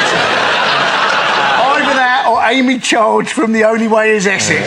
What Boris Johnson did say was that he got it wrong deliberately because he didn't want to seem like he had Latin coming out of every orifice. Now, that sounds creepy, doesn't it? The thing about Boris Johnson, though, isn't it, is everybody thinks he's quintessentially English, but in fact he was born in America, named after a Russian, and looks like a Swedish person who's eaten another Swedish person. The answer is 600 metres. What is the question? How far away can Boris Johnson smell a custard cream? Is it in fact, how far can the Proclaimers walk now? Our next round is called Newsreel. We play on a recent piece of footage featuring people in the news and ask Hugh to suggest what might be being said. This week's clip features Boris Johnson and David Cameron. Ah, tally-ho, look out, posh boy coming through. I wonder if there's any grub. I'm absolutely starving.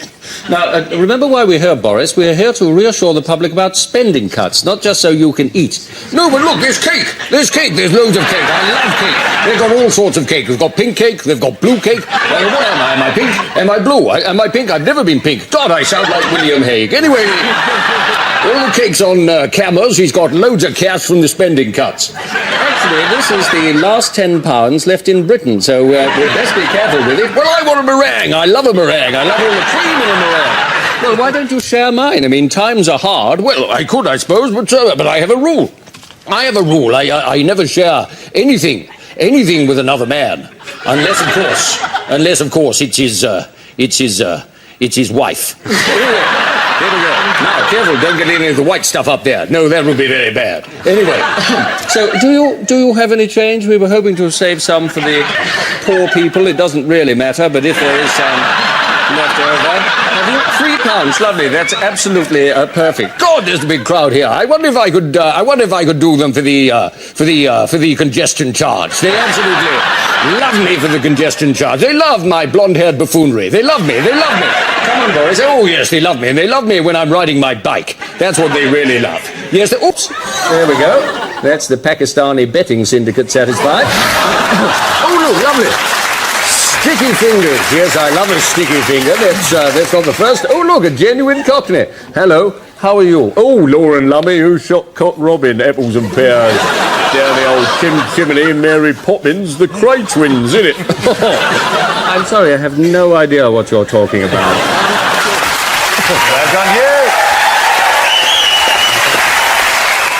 Frankie delivers a speech in the guise of a leading figure on the world stage, while Hugh translates what they really mean. Frankie, this week, you are leader of the opposition, David Cameron, addressing the nation. Let me assure you, I understand the pain of the people of Tewkesbury. We're both up to our necks in shit. This summer, I have put the Tory party back where they belong. Third in 2 by-elections. But what does PHFE stand for? An extract from Boris Johnson's commentary. Peasants, half-wits, fools, extra fights! I'm going to move towards the correct answer. Pregnant hooker frightens England.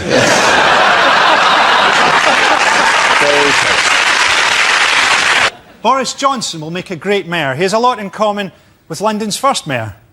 He's a dick. I have taken steps to ensure that I will be the next Prime Minister of this great country. Dear Jimmy.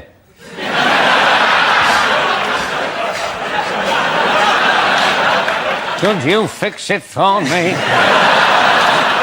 Let's over here, Frankie! Likely things to hear at a party conference. Yes, I'm a millionaire. Yes, I went to Eton.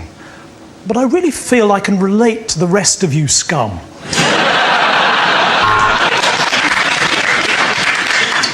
My name's Dave, like the TV channel. We both repeat the same old shit over and over again. It has just been unacceptable cut after unacceptable cut.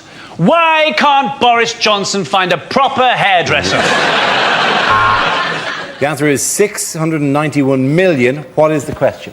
My first thought was, how many people worldwide will watch Boris Johnson pick up the Olympic torch and think, ooh, David Bowie's let himself go?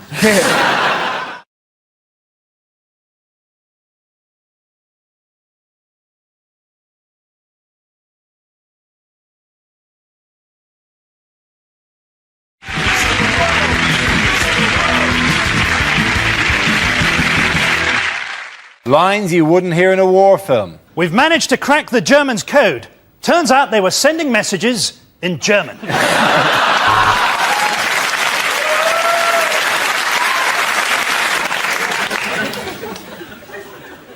Why are we speaking English?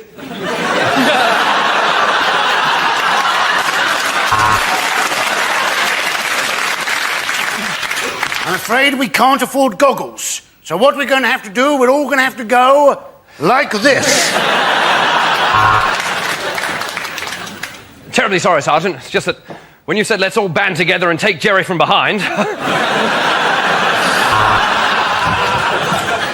OK, chaps, here's the strategy for escaping from the prisoner of war camp. We sit it out till the end of the war. I'm saving Private Ryan. Money on his car insurance.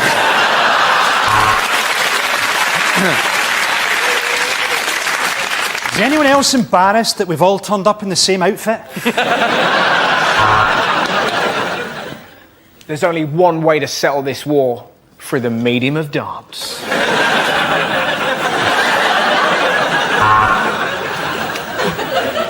Don't worry, Tommy. I'll make sure she gets it. It's chlamydia, isn't it?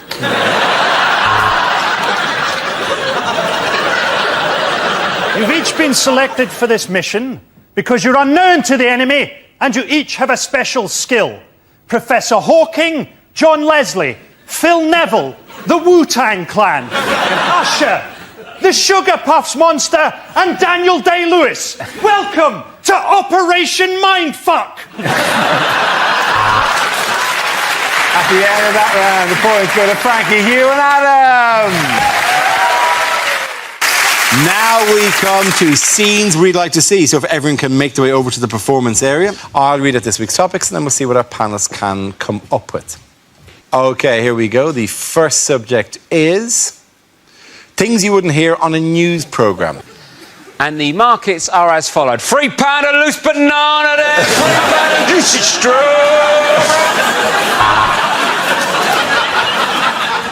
Well, he went in half an hour ago and he still hasn't come out, so I can only assume he's having a very big poo.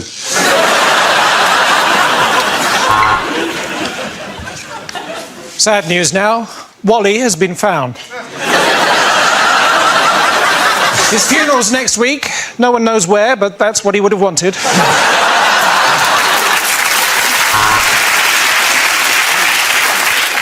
As I stand here in this village where the water is ridden with disease and human faeces, we have to ask ourselves one question. Why did I choose to wear flip-flops?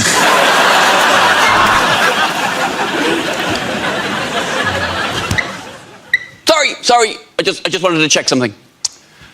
I'm standing just a stone's throw from where the meeting is taking place. With thousands dead, there looks like no end to the bloodshed. I've been Holly Walsh for the BBC, reporting from Midsummer.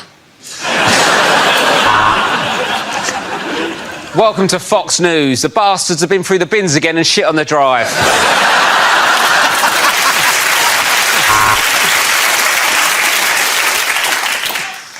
And the Italian wing of Heinz soup has been put into administroni.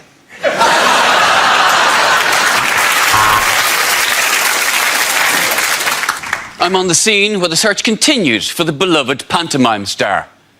What's that? He's where? The fighting here has been drawn out and bloody, but I have finally got my microphone back from that bastard at Sky News. We cross live now to the King's Road, where Jose Mourinho has no trousers or pants on and is telling the pigeons it's the referee's fault. And we've got Barry Chuckle on the scene of the crime. Barry, to you.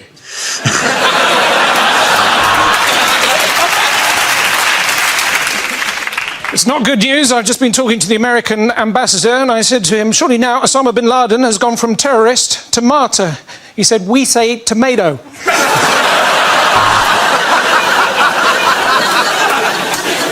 Is there sexism at the BBC? Let's ask Sally Johnson, who's our lovely smiles and pretty cakes correspondent. This is the first time I have reported from the Pamplona Bull Run. Fucking hell!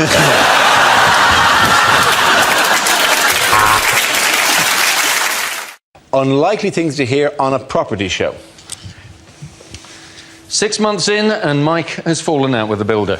There was no window there and neither of them noticed. With violence and strong language from the very beginning, it's a place in the Sunderland. Yes, it is north-facing, but on the plus side, it's a caravan, so you can just turn it round.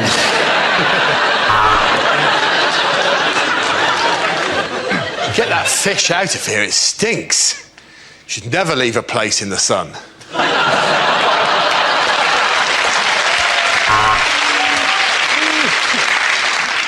We've just 1 hour while Gina's at the shops to improve her flat in Luton. We're setting it on fire and moving it to Oxford.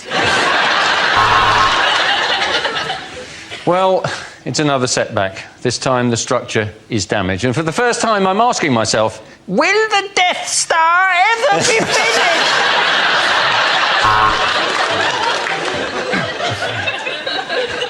And more information on how to get together a deposit for a house can be found in our free leaflet, When Will Nana Die?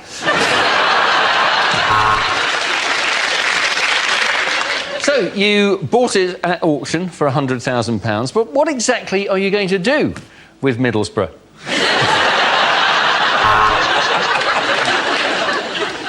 Well, what we've done is we've knocked the wall between the kitchen and the lounge down, and what that's done is killed all the people who were sitting in the lounge. The kitchen's done in a very modern style. We call it crack den.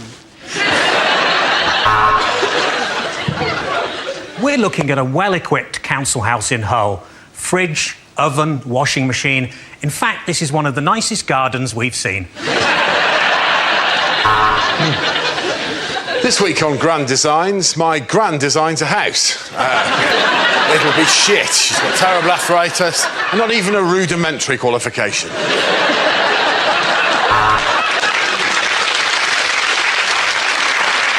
3 coats of varnish and a new rug, and Brucey is ready for his next show. Welcome to the 74-hour-long obsessive-compulsive episode of How Clean Is Your House? Knock it down, tarmac it, fuck 'em.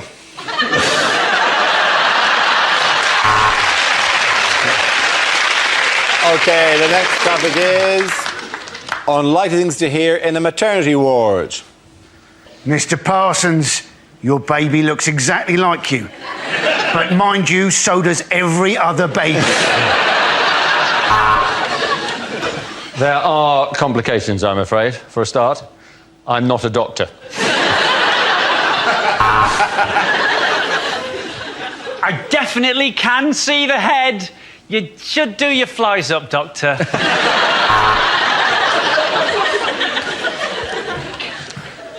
Bad news, I'm afraid. He's ginger. Your Highness.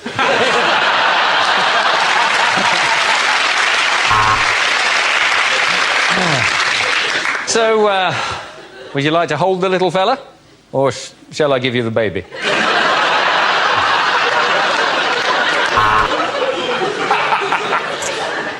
Mrs. Jones, I'm going to need you to push.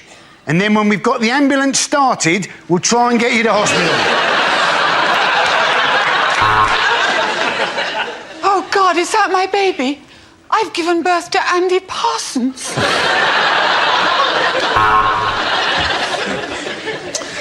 I'd stay up that end and talk to your wife if I were you, Mr. Smith. It looks like Alien versus Predator down here. And this is the ward for unwanted twins. We call it the Jed ward.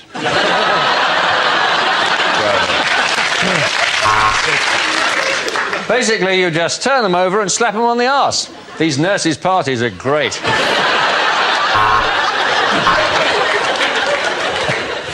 Nice to see you again, Mrs. Jolie.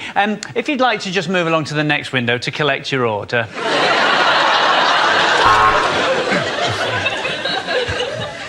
Oh, this isn't your first baby, is it?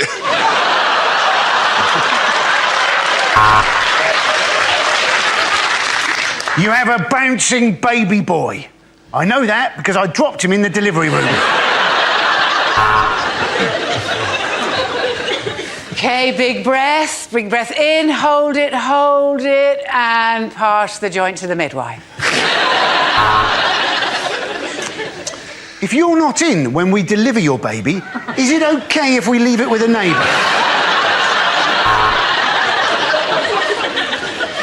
That's good.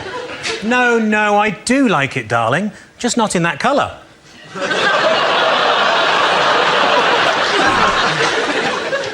I know you're in great pain, but we need to know your name. Right. Doctor for Mrs. Fuckoff.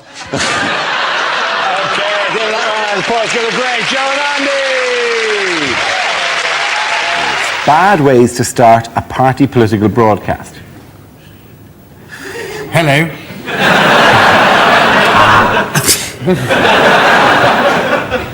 My fellow paedophiles. Hang on, I'll be with you in a minute. Good moment! As you know, the football is on the other channel. Well, I'm sorry to say that it is mostly the blacks. Hello, I'm John Prescott. Now, I expect you're wondering why I'm I think our policies are best expressed in song.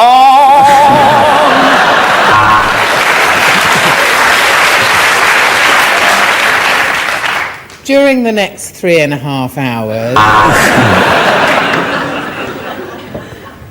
Now, look, we all know we're not going to win.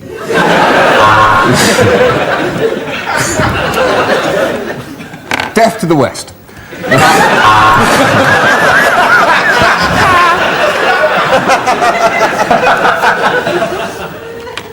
Let me tell you what the voices in my head are telling me. Okay, our next topic is things you'd never hear a French person say. Of course, it looked hopeless, but we kept fighting.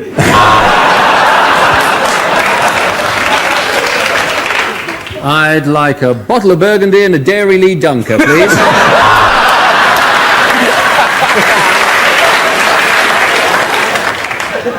You're English. How nice to meet you.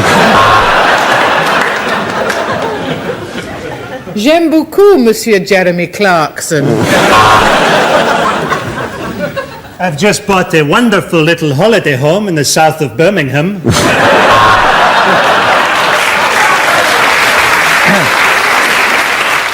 My favourite road? Well, that's got to be the A303. At night, in many ways, it's quicker than the M4 and you get to go past Stonehenge.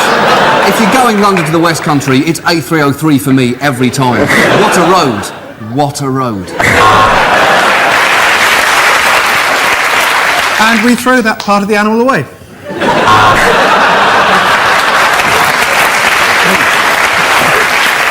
Okay, our next topic is what the voices in Tony Blair's head are saying. You will obey! You will obey!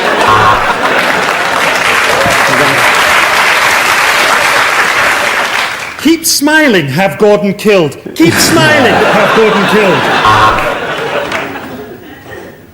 Cherie, will you shut the f*** up?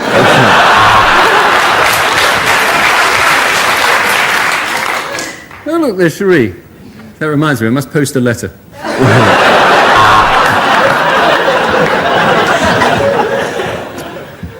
I like big butts and I cannot laugh. I wonder what John Prescott looks like in hot pants. Mustn't get a stiffy.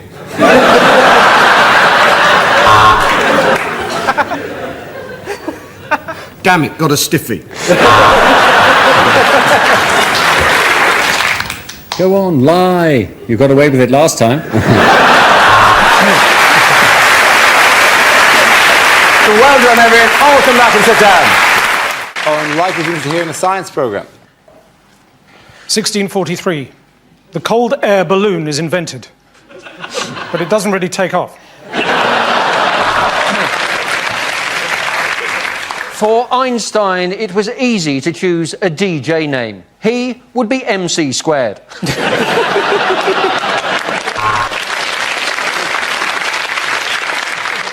Hello, I'm Dr. Gillian McKeith, and today I'll be sifting through your poop. Why? Because I was never hugged as a child. Now on 5, crop circles, myth or bollocks? Next, to demonstrate chaos theory, we've locked Boris Johnson in a room with an aardvark and some magic mushrooms. I was the man who discovered DNA. I wasn't going to call it that, but I was giving a lecture to the Royal Society, and I said, gentlemen, I believe I've discovered the genetic fingerprint of all human life. Ta-da!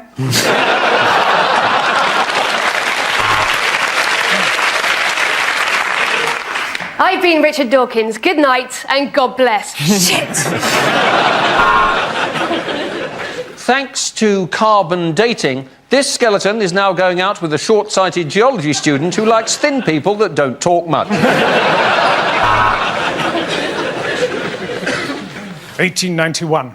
Sir Alexander Graham Benn receives the first wrong number telephone call.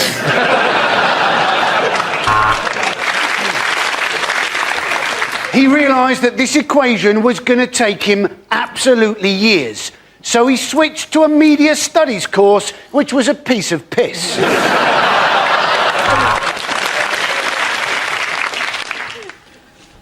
I did have here a pie chart to demonstrate obesity.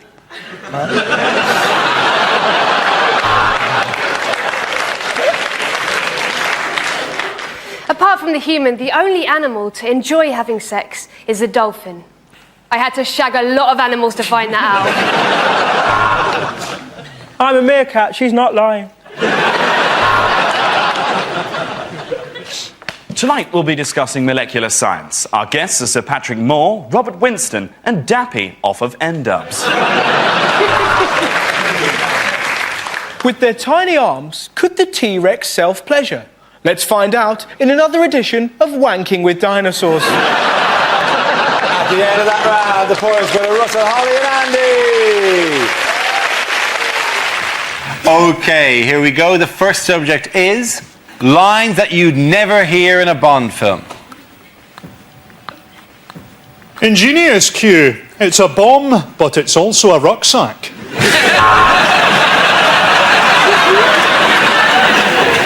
Oh, James, what a wonderful present. Chlamydia.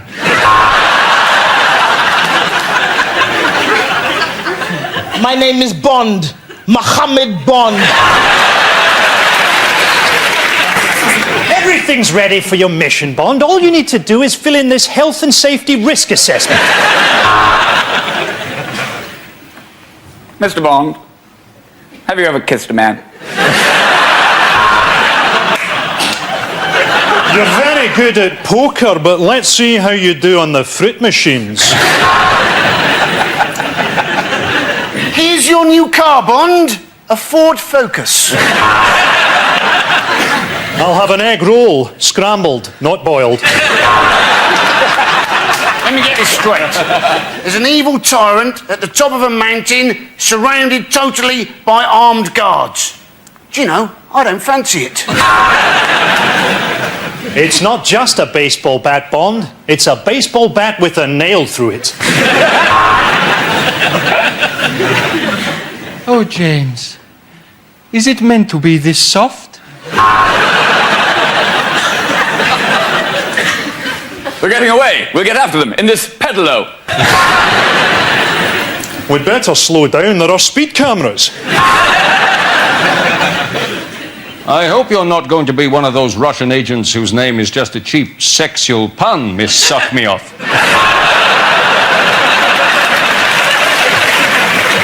Next topic is TV shows that never made it to air. The boy whose arms and arse and head fell off.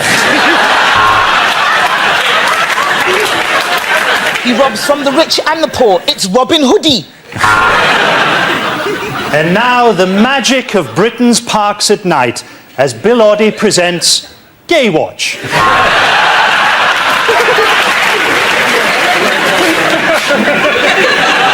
And now on BBC Two, Jack Straw's What Not to Wear. I'm Wayne Rooney, and welcome to Grannies Do the Filthiest Things. Welcome to Blind Date with me, Stevie Wonder. And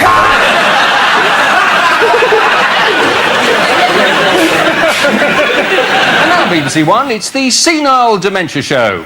Where do you think you are?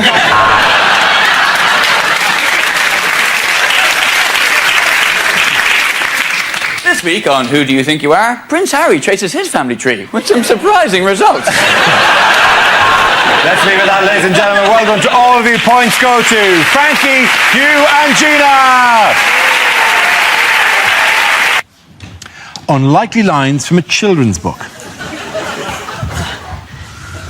Mr. Stubborn wouldn't leave. He was the elected leader of the Labour Party. I'll huff and I'll puff and I'll blow you, Keith Vaz.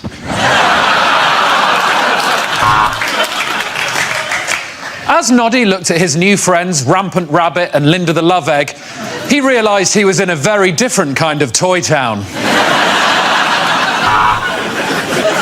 And all the animals of Buttercup Farm celebrated because Percy Pig was going to the slaughterhouse and they never had to listen to that whiny little bastard again.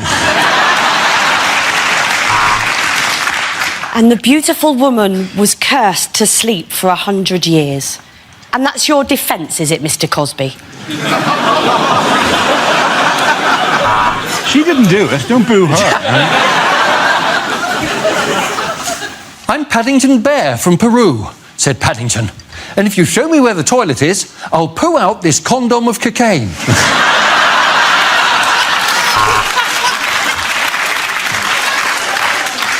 It's the absolutely horrific follow-up to Netflix and Chill. Swallows and Amazons. And was there a happy ending? Well, the prince did love massage parlours. I will never tell you my name. You will have to guess my name, said Rumpelstiltskin, really holding up the queue at Starbucks. From under the bridge came the voice of the troll. Wow, women can't be Ghostbusters, send!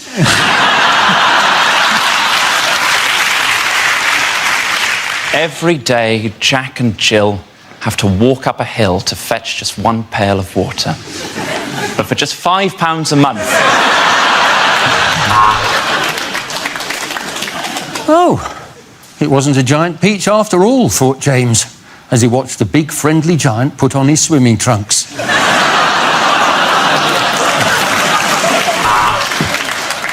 He pushed aside the clothes, and there, at the back of the wardrobe, found a magical land of nipple clamps and lube.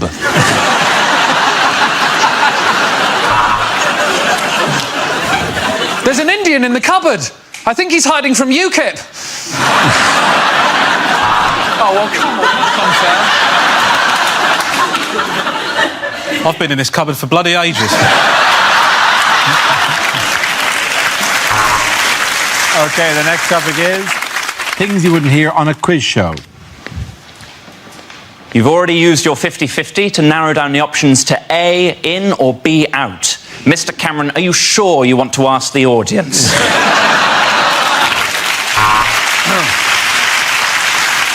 Well, in that round on sexually transmitted diseases, you passed on 4.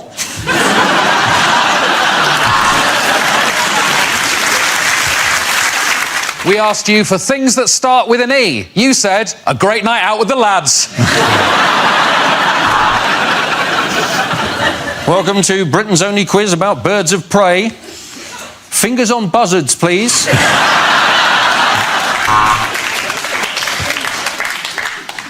Here at The Chase, we just want to reiterate that our chase is not called the Dark Destroyer for any ethnic reasons. Now, please, could you welcome our new chaser, Raj the Head Wobbler Patel. So the final round on OAP quiz is sudden death. Boom! Welcome to Eggheads. Well, we couldn't call it smug pricks, could we?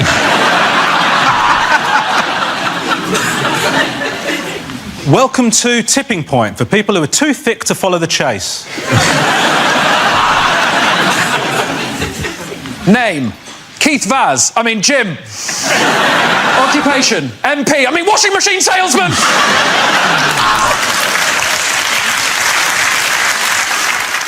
I'm afraid we're going to have to take your first answer, so let's see if the capital of Azerbaijan is fucked if I know.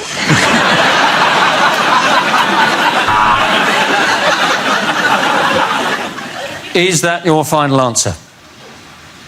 I'll marry someone else then.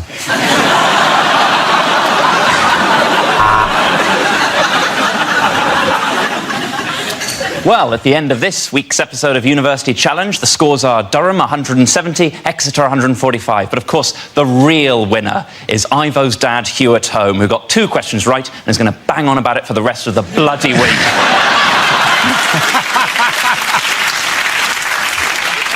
Well, we've given the contestants their meth and sent them to Hampton Court. Welcome to the Crystal Maze.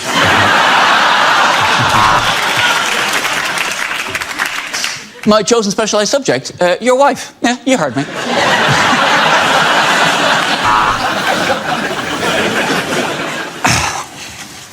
I've started, so I'll finish.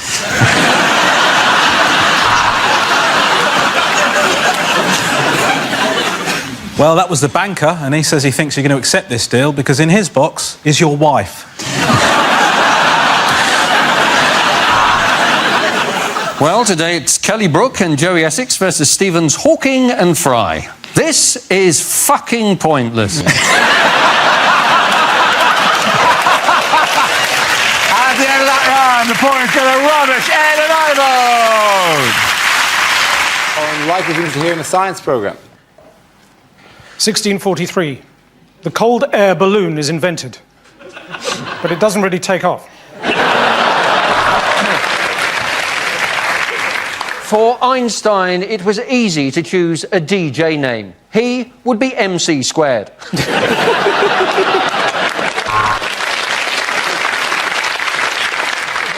Hello, I'm Dr. Gillian McKeith, and today I'll be sifting through your poop. Why? Because I was never hugged as a child. Now on 5, crop circles, myth or bollocks? Next, to demonstrate chaos theory, we've locked Boris Johnson in a room with an aardvark and some magic mushrooms. I was the man who discovered DNA.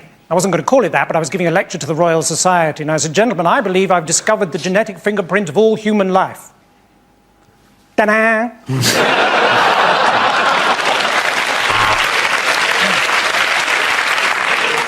I've been Richard Dawkins. Good night and God bless. Shit! Thanks to carbon dating, this skeleton is now going out with a short-sighted geology student who likes thin people that don't talk much. 1891. Sir Alexander Graham Benn receives the first wrong number telephone call.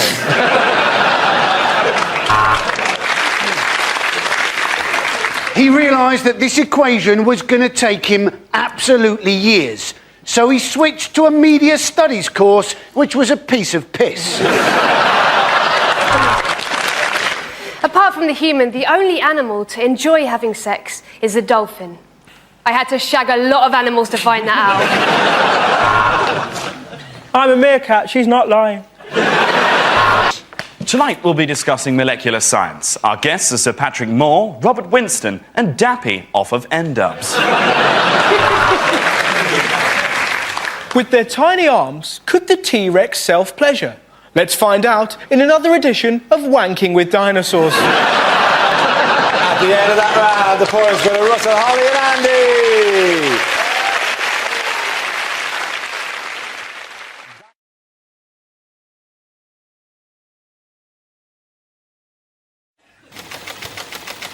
And it's travel. Who wants to comment on that?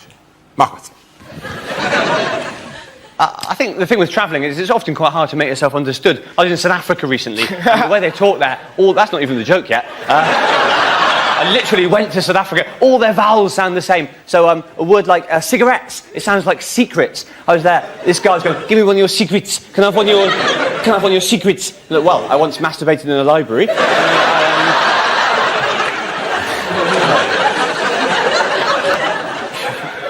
But in a way, I do at least prefer it when it's me travelling. I get very nervous when people I know and love are travelling, like my wife. My wife is always in planes and stuff. I get very nervous in case something happens to her. I've even resorted to checking, you can track the flight on the website. So the other week, my wife was flying, and I was there following it on the website, and it says, in the air. I couldn't relax till it said, landed. Which I know, I'm not sure how reliable a guide it is, really. I can't imagine if there is a problem, they change it to crashed.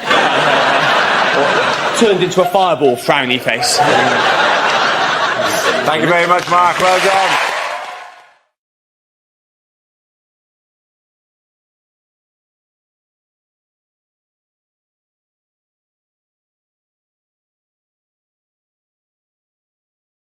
In the wheel. The first subject is exercise. Who wants to come in that? Ed. I ran the London Marathon this year. Thank you. That was an absolutely amazing reception from you guys. Thank you very much. There was an awkward pause. 2 people thought, I better fill that and go, ooh, and the rest of you collectively just went with, well, we could not give a shit. Thank you very much. We saw that on television. Thousands of people did that. Also, it was in April. How about you? Move on with your life. Also, of course you ran the London Marathon. You are a white middle-class man in his early 30s. That's what you do. And you're right, that is the most basic first step on the most basic posh man life ever. I can live my whole life on tracks now if I wanted to. That's how it goes. Marathon, marriage, kid, sleep with the au pair, divorce, Crocs, death. That's it. Did it for charity, because I'm a great guy. And you sort of have to. The charity I did it for was a type 1 diabetes charity. Before you think I'm too good of a human being, we'll let you know that I am type 1 diabetic, so I will see that money eventually. Very much playing the long game with that cash. Didn't actually enjoy the marathon, though, for one specific reason. Every few miles, there was groups of people stood there with blue rubber gloves on, with globs of Vaseline on the ends of their fingers, like this. Now, at the time, I had no idea that they were employed by the marathon. You're supposed to run past them, take Vaseline, rub it on any areas of chafage. I had no idea they were supposed to be there. To me, that just looked like some sort of horrendous motivational technique. You better keep running, boy. You better pick up the pace. Otherwise, it's examination time. You got an appointment with Dr. Fingers. Thank you very much.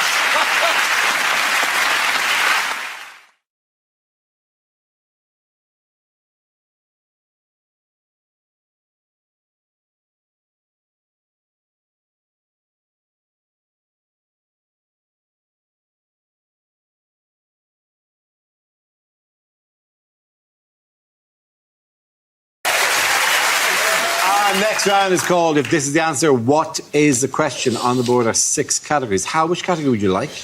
I would like world news, please. OK, your category is world news. The answer is 24 hours. What is the question? Is this what Jeremy Corbyn wants the voting age to be reduced to? Is it, in his dreams, how long would each of Dara's science specials last?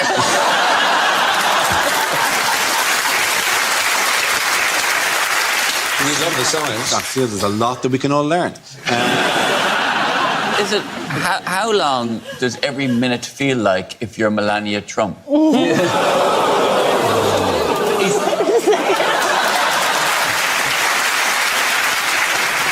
it how long did it take me to actually find the exit once I'd bought my tea lights in IKEA? Is it how long till Julian Assange makes another vertical scratch on the wall of his embassy bedroom?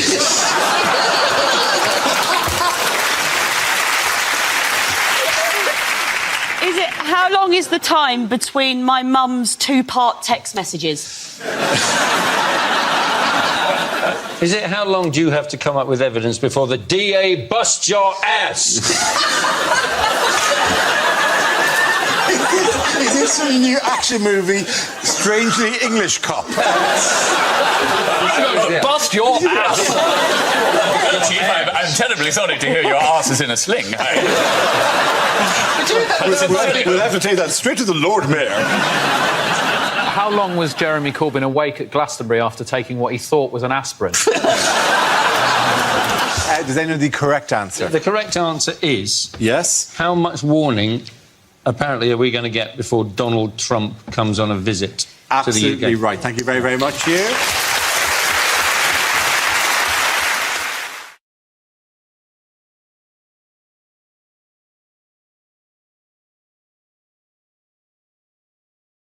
The category is sport. The answer is yoga, sushi and ice.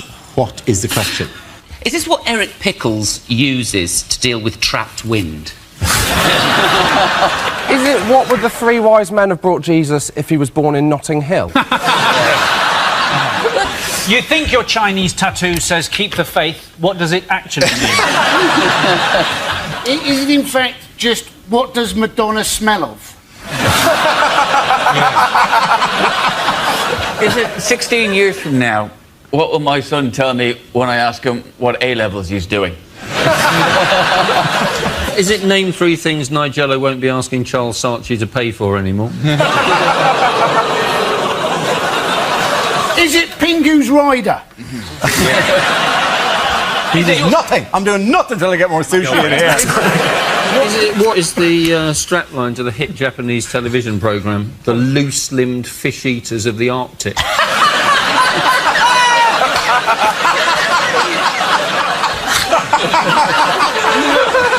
Is it...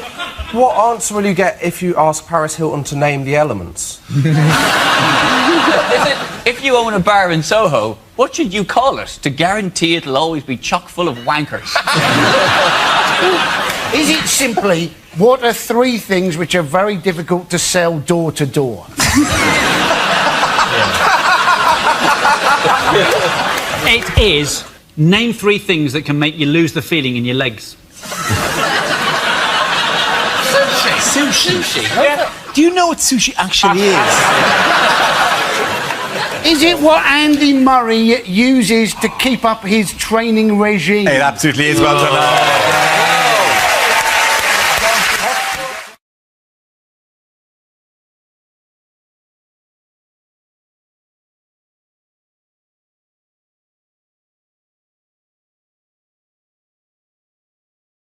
Our next round is called This Is the Answer, What is the Question? On the board of 6 categories. Nathan, which category would you like? Home news, please. OK, your category is home news. The answer is trains, toilets and celebrities. What is the question? Is it, if you're going to make a sex tape on public transport, what 3 things do you need? What 3 flavours come through when you're tasting English wine? Is it, according to the coalition agreement, what 3 things do the Lib Dems have responsibility for? Is it name 3 things I've left my umbrella in?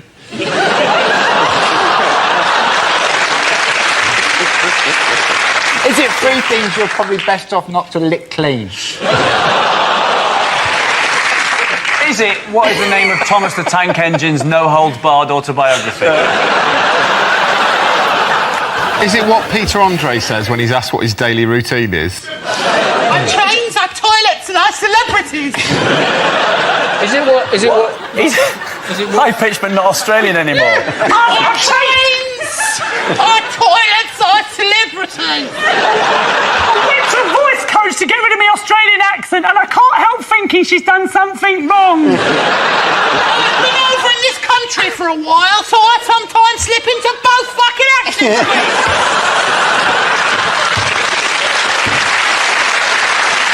Our trains got them a 6-pack.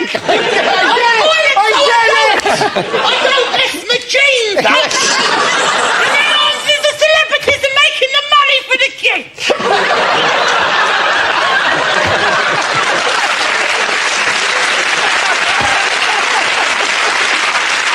Does anyone have another answer?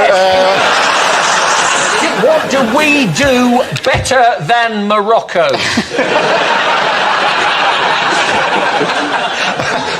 OK, can we have correct answer? Oh, I think I've got it. Oh, it's not the build-up to the correct answer, but go on. Is it name 3 things I've puked up on at the end of a festival?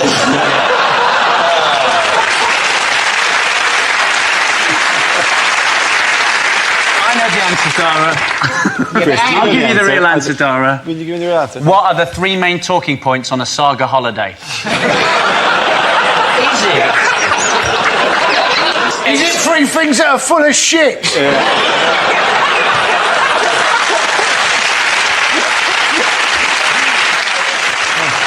I'm the Peter Andre thing.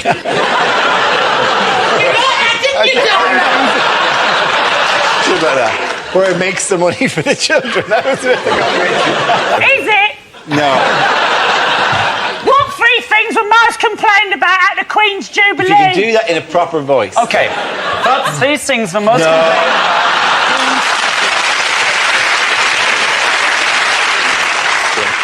What 3 things were most complained about at the Queen's Jubilee? Very good. Thank you very much, Chris. That's very...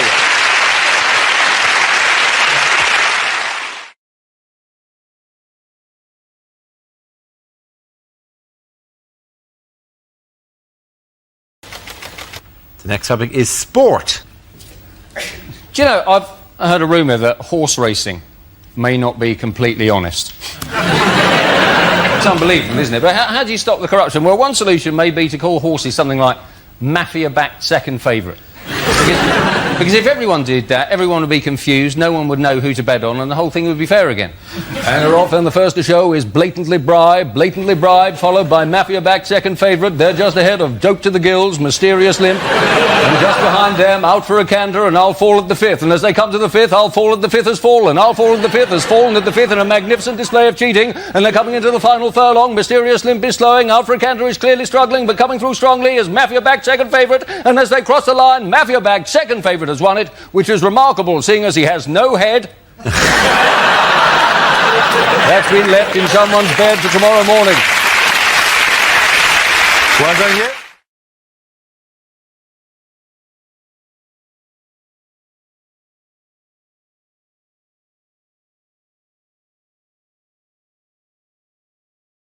So that leaves us with Hal. Let's see what your topic is. Let's spin the wheel.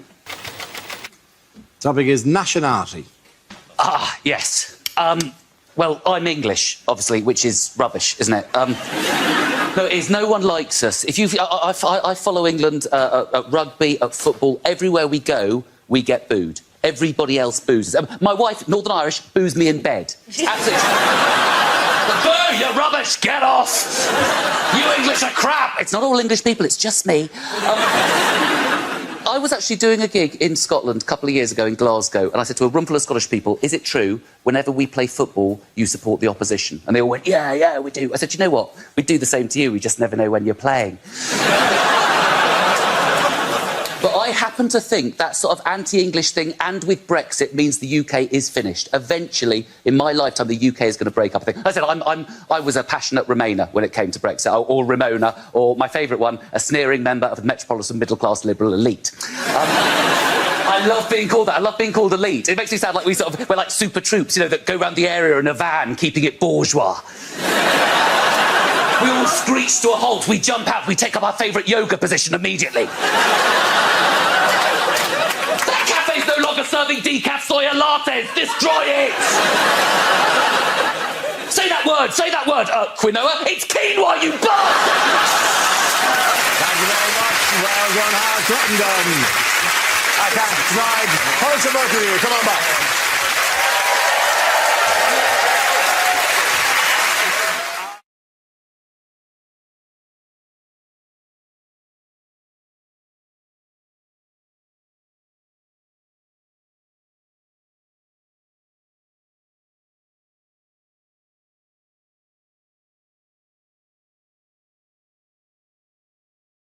Ava, which category would you like?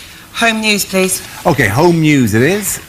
The answer is 43 years. What is the question? How long does it take to repay a £10 loan from Wonga.com? Is it, what's the life expectancy of someone who works at Greg's? What is the average Silverstone lap time for a Formula 1 car on Pirelli tyres? Is it how long is too long to be out for if you say I'm just popping down to the shops for a minute? Is it how old is the Earth if Michelle Obama really is the First Lady? Is it how old did Dara look when he was 25? No, you laughed first. Oh, that's sweet. You can't pretend sympathy when you laughed first. It is, in fact, how long have my parents regretted using pulling out as a contraceptive?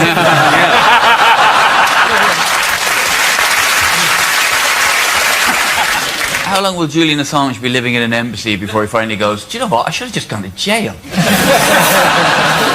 Is it, if Ed Miliband remains leader, how long will it take before Labour get back into power? What is the MILF age of consent?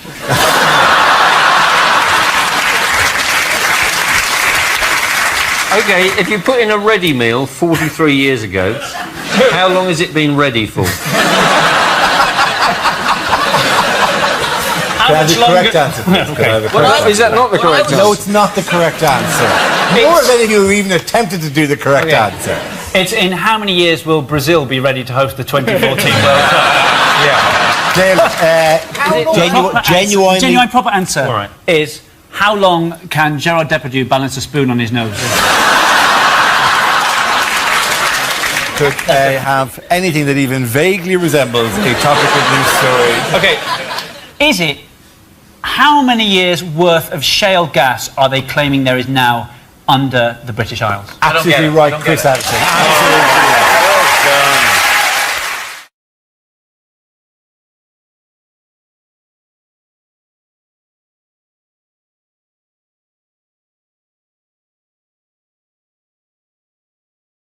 done. Unlikely agony aunt letters. Dear Deirdre, why does semen make you fat?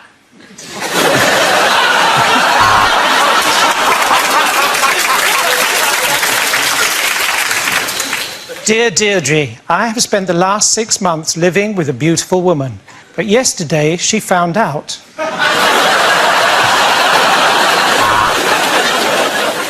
Dear Deirdre, I swear Eastern European meerkats are trying to sell me car insurance. Am I going mad? Dear Deirdre, last time I wrote to you, you told me that there was nothing wrong with masturbation. Why then, yesterday, did I get thrown off the bus?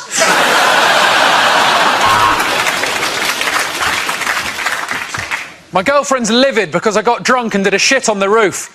Please tell me, how can I wipe the slate clean?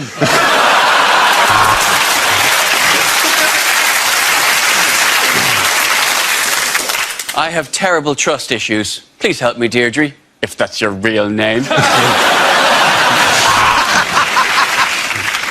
Dear Deirdre, my husband is pressurising me to try Alan. Also, how do I turn off predictive text?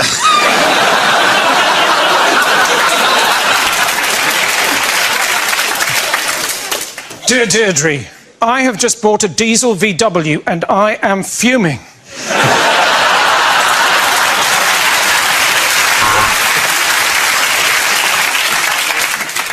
My wife wants us to experiment in the bedroom, but last time we did that, the Bunsen burner singed my pubes. Dear Deirdre, I can only achieve orgasm while writing a letter. Do you think it's... It doesn't matter. Dear Deirdre, how do I turn off caps lock?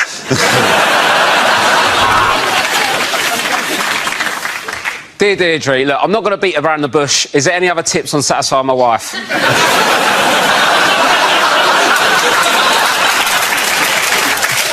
As we own our own business, my wife and I often make love at work, and we love to try new positions. Tomorrow, I'm finance director, and she's head of IT.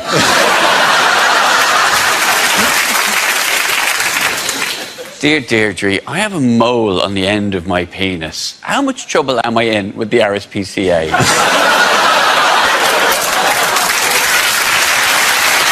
At the end of that round, the point is going to Rob, Holly and Ed.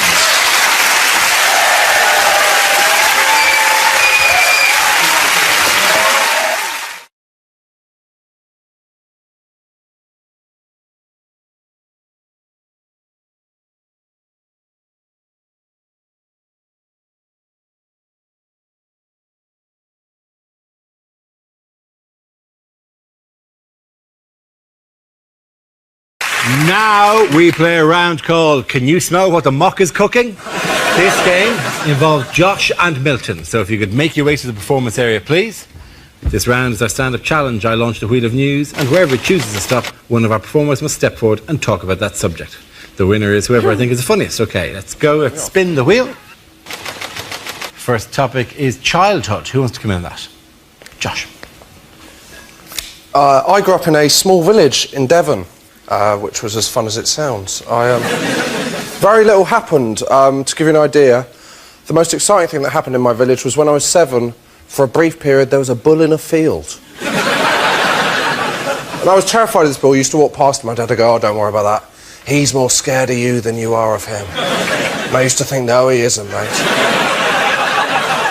Bonfire night was the worst, though, because the build-up to bonfire night was just warnings about the way it was going to go wrong. They go, oh, bonfire night's coming up. You're either going to get burnt with a sparkler or hit with a firework.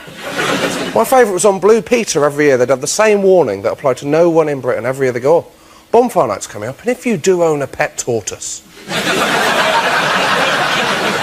Well, and they go, if you do own a pet tortoise and it's hibernating in a box, do be careful to not absent-mindedly throw that box onto the fire. I don't know how unlikely that scenario is. So I know no one who owns a pet tortoise. Secondly, how unruly is your bonfire night?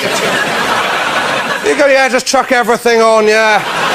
Yeah, Guy Fawkes with their shit, show him what I think of him. Go into my houses, get my boxes, don't look in them, throw them on the fire. I don't care that the contents is snoring, throw it on, I told you. 2 months later, you walk around your house going, where the hell is Sheldon? The warnings that were wrong, the warning on sparklers, it'll burn your hands, that happened to no one. The warning on sparklers should be, if you're planning using a sparkler, do be aware you will do the same 3 shapes you did every other year. Zigzags, circles. Go on then, I'll write my own name, that is it every year. We used to have those home fireworks displays when they'd be terrifying. Most people were interested in health and safety. My dad didn't bother with that, he'd just go, well, you know, we've got 6 fireworks, the cat's got 9 lives, we're going to be fine. Be firing off fireworks towards the village like we declared war, and then the whole thing would climax with a Catherine wheel nailed to a gate failing to go off. My dad creeping up on it, us going, Dad, you're not meant to go back to a lit firework. Him going, don't worry about that, it's more scared of me than I am of it, it'll be fine. Thank you very much, Josh Whittaker. OK, so Milton is left. Let's see what topic he has. Let's spin the wheel. And the topic is travel. Where you go? Strange things do happen. Once, I saw a little green man, and I walked towards him, and he just disappeared, and then I got run over.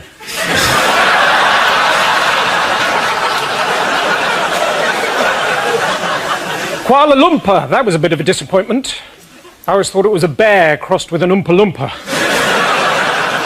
You know, clingy, but quite hard-working. I was in France recently. I saw this little old lady knitting in the town square. I said, voulez-vous crochet avec moi? She took it all the wrong way. What with the financial situation, I'm not sure Ireland's going to stay afloat. Cork, maybe. 11 days it takes to walk to Torquay holding the hand of a 7-year-old. Well, that's what I thought. It was his birthday treat, but turns out he actually wanted a walkie-talkie. I'm very English, really. I even ordered a book on the internet, How to Have Absolutely Nothing to Do with Your Neighbours. Unfortunately, I was out when it was delivered.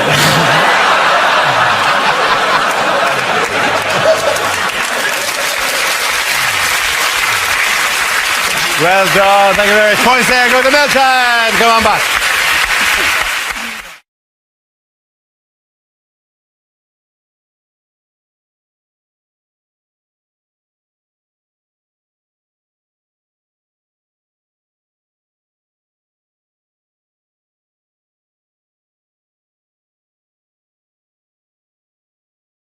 The next round is called If This Is the Answer, What Is the Question? On the board are 6 categories. Mark, which category would you like?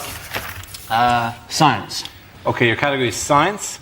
The answer is 2025. What is the question?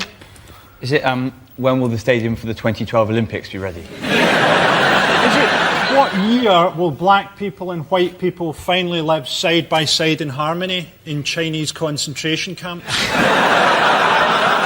Is it, what is my PIN number? Yes, it is. Is it, my dad took a dump in my toilet the other week? When will it be safe to go back in there?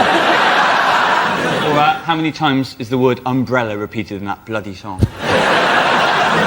What year will cities gain sentience and raise themselves on hydraulic legs to begin the long battle for resources? Frankie's vision of the future is terrifying. Is there any vision of the future you have which involves us living in peace and harmony, having transcended war? Oh, I've just noticed we're on a dying fucking planet, Karen. Yeah, it's got to be the year, isn't it? Is it something to do with cities on hydraulic legs? It's nothing to do with cities on hydraulic legs. You sure? There will no with the cities on hydraulic legs. Is it? In what year can I book a scuba diving tour of Holland? That's assuming it hasn't risen up on its own legs. Where's Holland, Frankie, you should know. Holland's not a city. In the year We're not gonna have any 2025, it'll be the only city left in mainland Europea. There's a giant war against the ocean countries, etc., etc., etc. OK, I'll give you a clue. Nothing apocalyptic about it whatsoever. I think I might know it. I'm dull enough to know that because I read this. It's something to do with hydraulic. I think it's the date.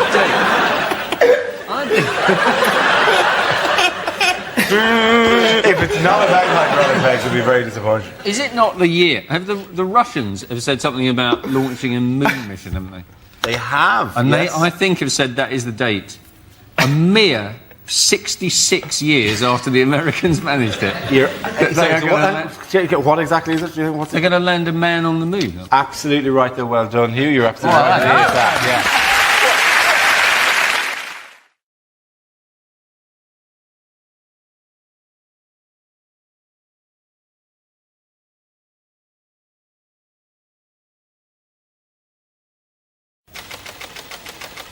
Yeah. It is identity theft. The simplest things now you can't do without the threat of identity fraud. Like getting a passport. I went to get a new passport, queued for 2 hours, got to the front of the queue, they said, sorry, you can't use this photo, it's not valid. Why? Your face is too big. My face is normal. Right? It's a normal size, bit of a beaky nose, but I can't stab someone with that.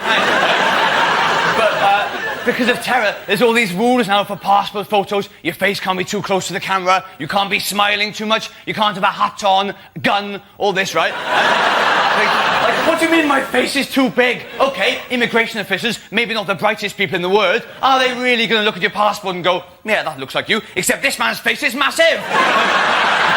If this was you, you'd be a bloody giant!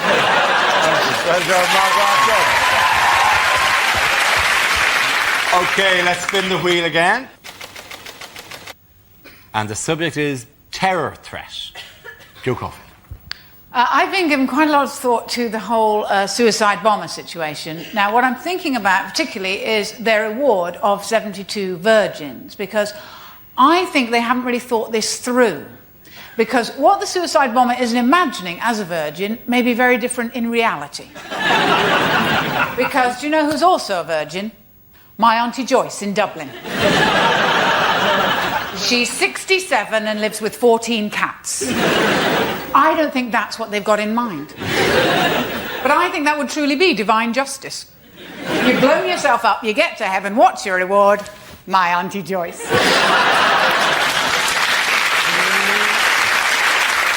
And she's keen. She's waited a long time.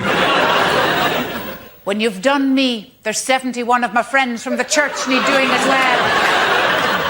You'll have to do Bridget from behind. She's on a Zimmer frame now. Joe Coffey!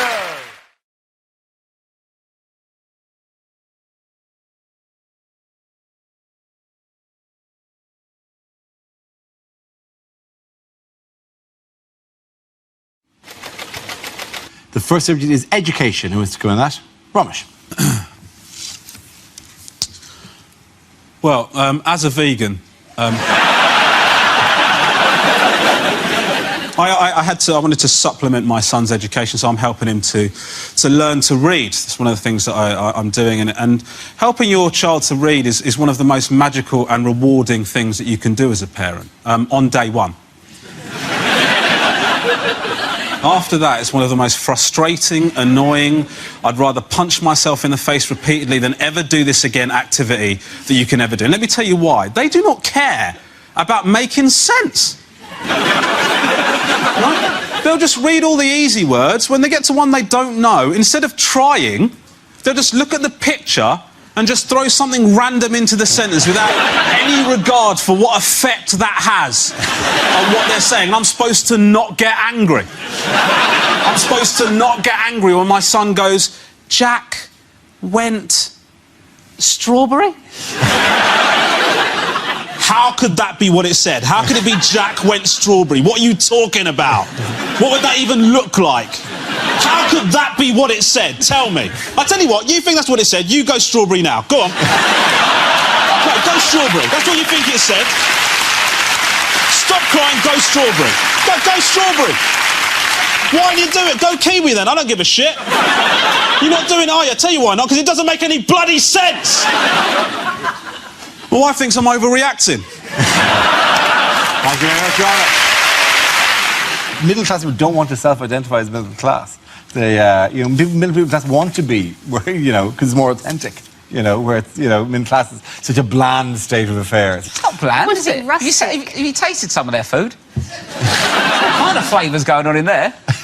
It's not bland being middle class. Have you mistaken middle class for Indian?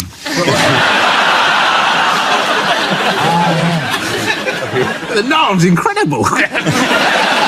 We call them nans.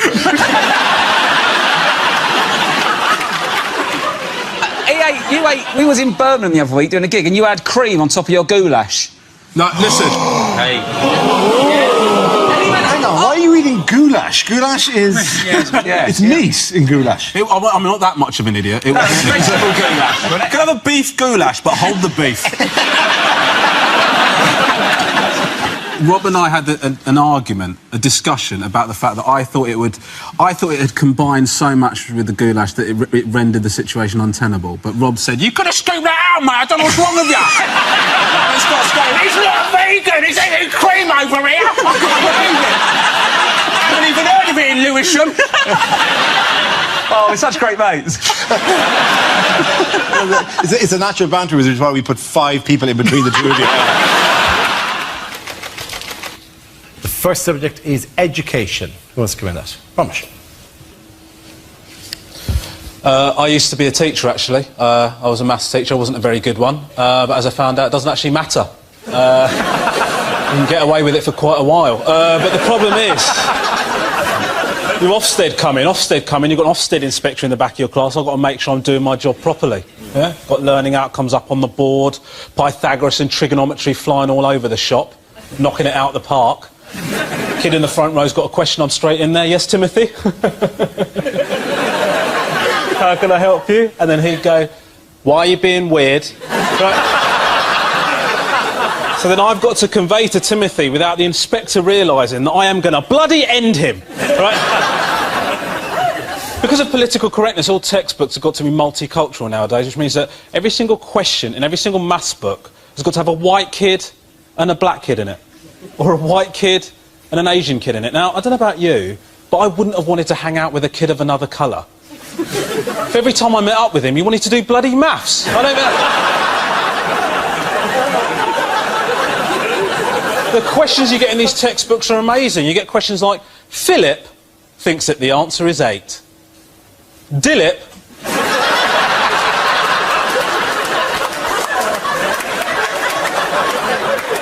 thinks that the answer is 10. Which one is correct? And then a kid would put his hand up and he'd say, I think Dilip's correct. And I'd say, why? And he'd say, oh, because Asian kids are bods, aren't they?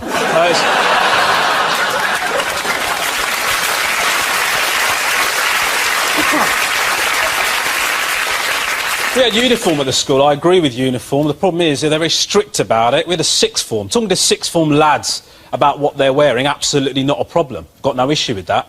Talking to sixth form girls about what they're wearing, something I felt a lot less comfortable about.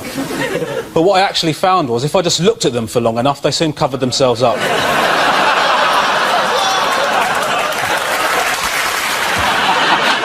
I've actually just started pretending I'm Costa Rican.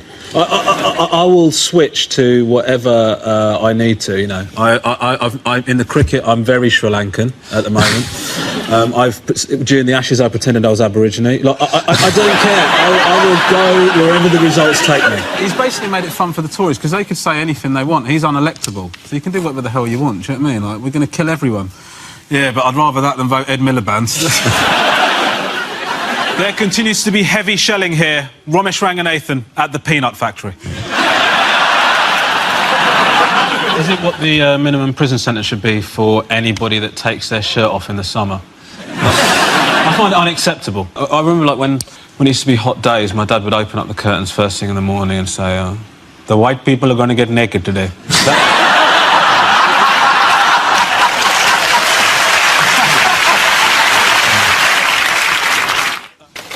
The first subject is going out. Who wants to come out?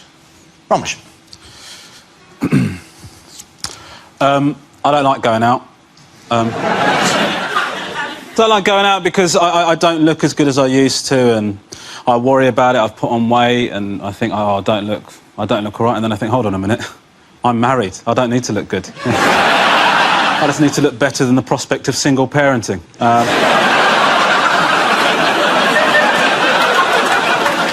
And I think I've got that in the tank, you know what I mean?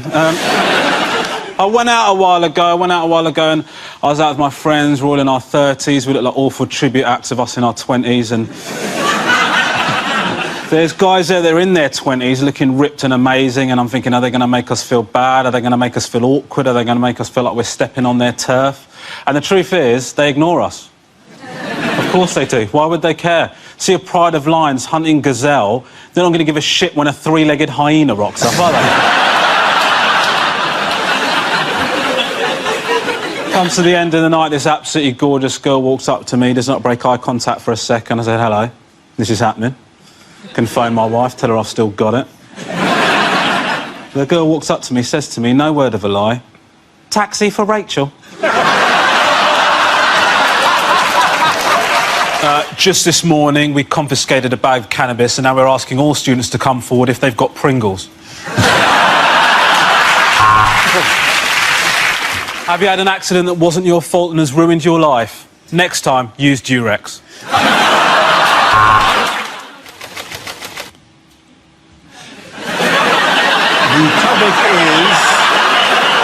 The topic is animals. I'm into animal rights, actually. I recently watched this film, Blackfish, which is about this killer whale that ate two of the trainers at SeaWorld, killed two of the members of staff at SeaWorld. And it's an interesting film, but I do have some issues with it. You know, one of the things they say in the film is we call them orcas.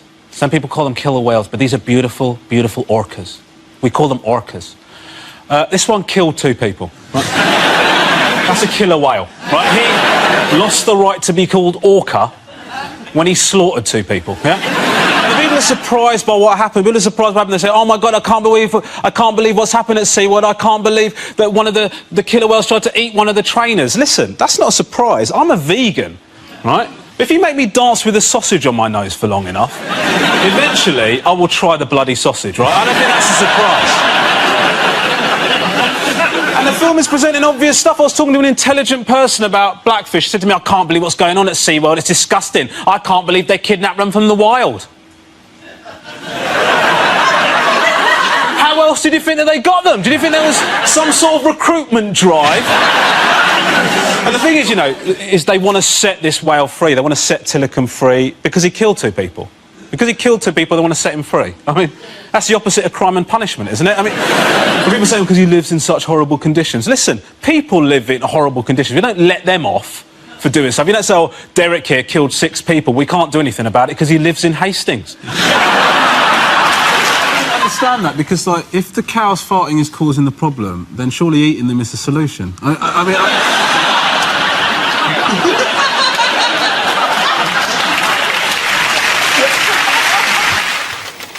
And the topic is parenting.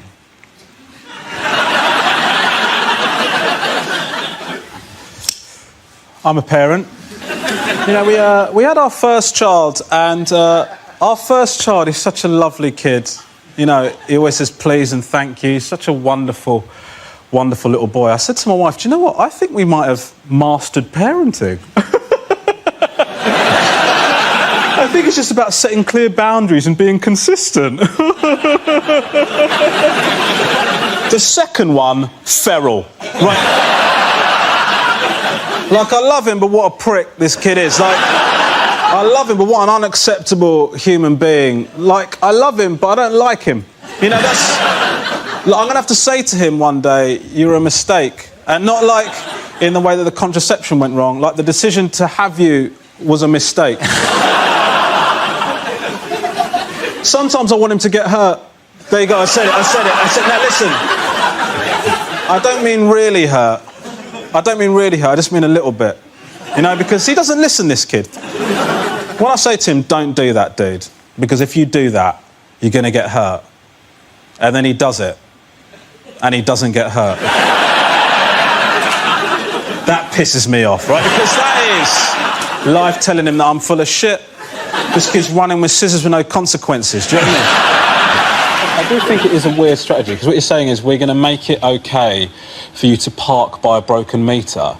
So, you know, a solution seems to be fix the meters. Do you know what I mean? Rather than make it OK to park next to broken ones. It's like saying, well, you know, all the trains are late and we know they never arrive, you know, when they're supposed to. So what we've decided to do to tackle the problem, we've decided to abandon the concept of time. So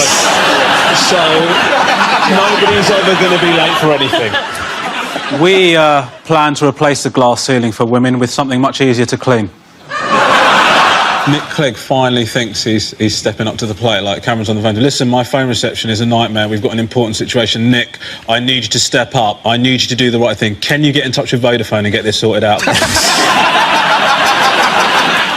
Russell Crowe stars as Bob Marley. The accent's so offensive you won't even care that he blacked up.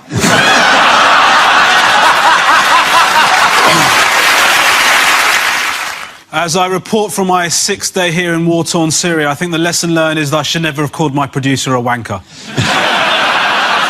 A UKIP film presentation, 101 damn Asians. Newark is actually an anagram of Nigel Farage's nickname.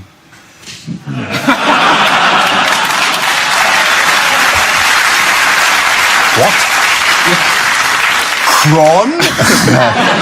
I love the way that they clapped at different times, depending on how quickly they got it. There is an element of chase going on there. Come on. Well, I'm really sad to be leaving you as your maths teacher. I've got no idea why I've been made redundant, because I've always felt that I've given 110%.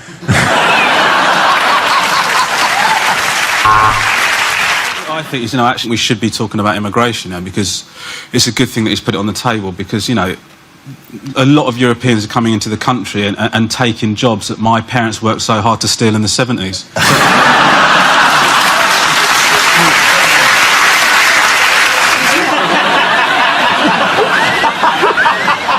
It's actually a very exciting game they play, where they just sit there for hours and see which one tries to rehydrate themselves first. Because when, I mean, again, speaking as a vegan, but my problem with it is... Are you a vegan? Listen, get on board, all right? Jesus. You guys disgust me. Yes. You cheese and meat-eating pricks. Anyway, please, every part of the show, preface every topic we do with, as a vegan. My point is, Dara, if I may... The pizza! Mate, I'll tell you what, pizza, nightmare, right? Of course, you've missed the main ingredient. I love pizza, ordered a pizza, right, with no cheese, right? No cheese. Yeah. What I didn't realise is not only does cheese add flavour, it also has an adhesive quality. What I got was a box of bread with some vegetables in the corner of the box.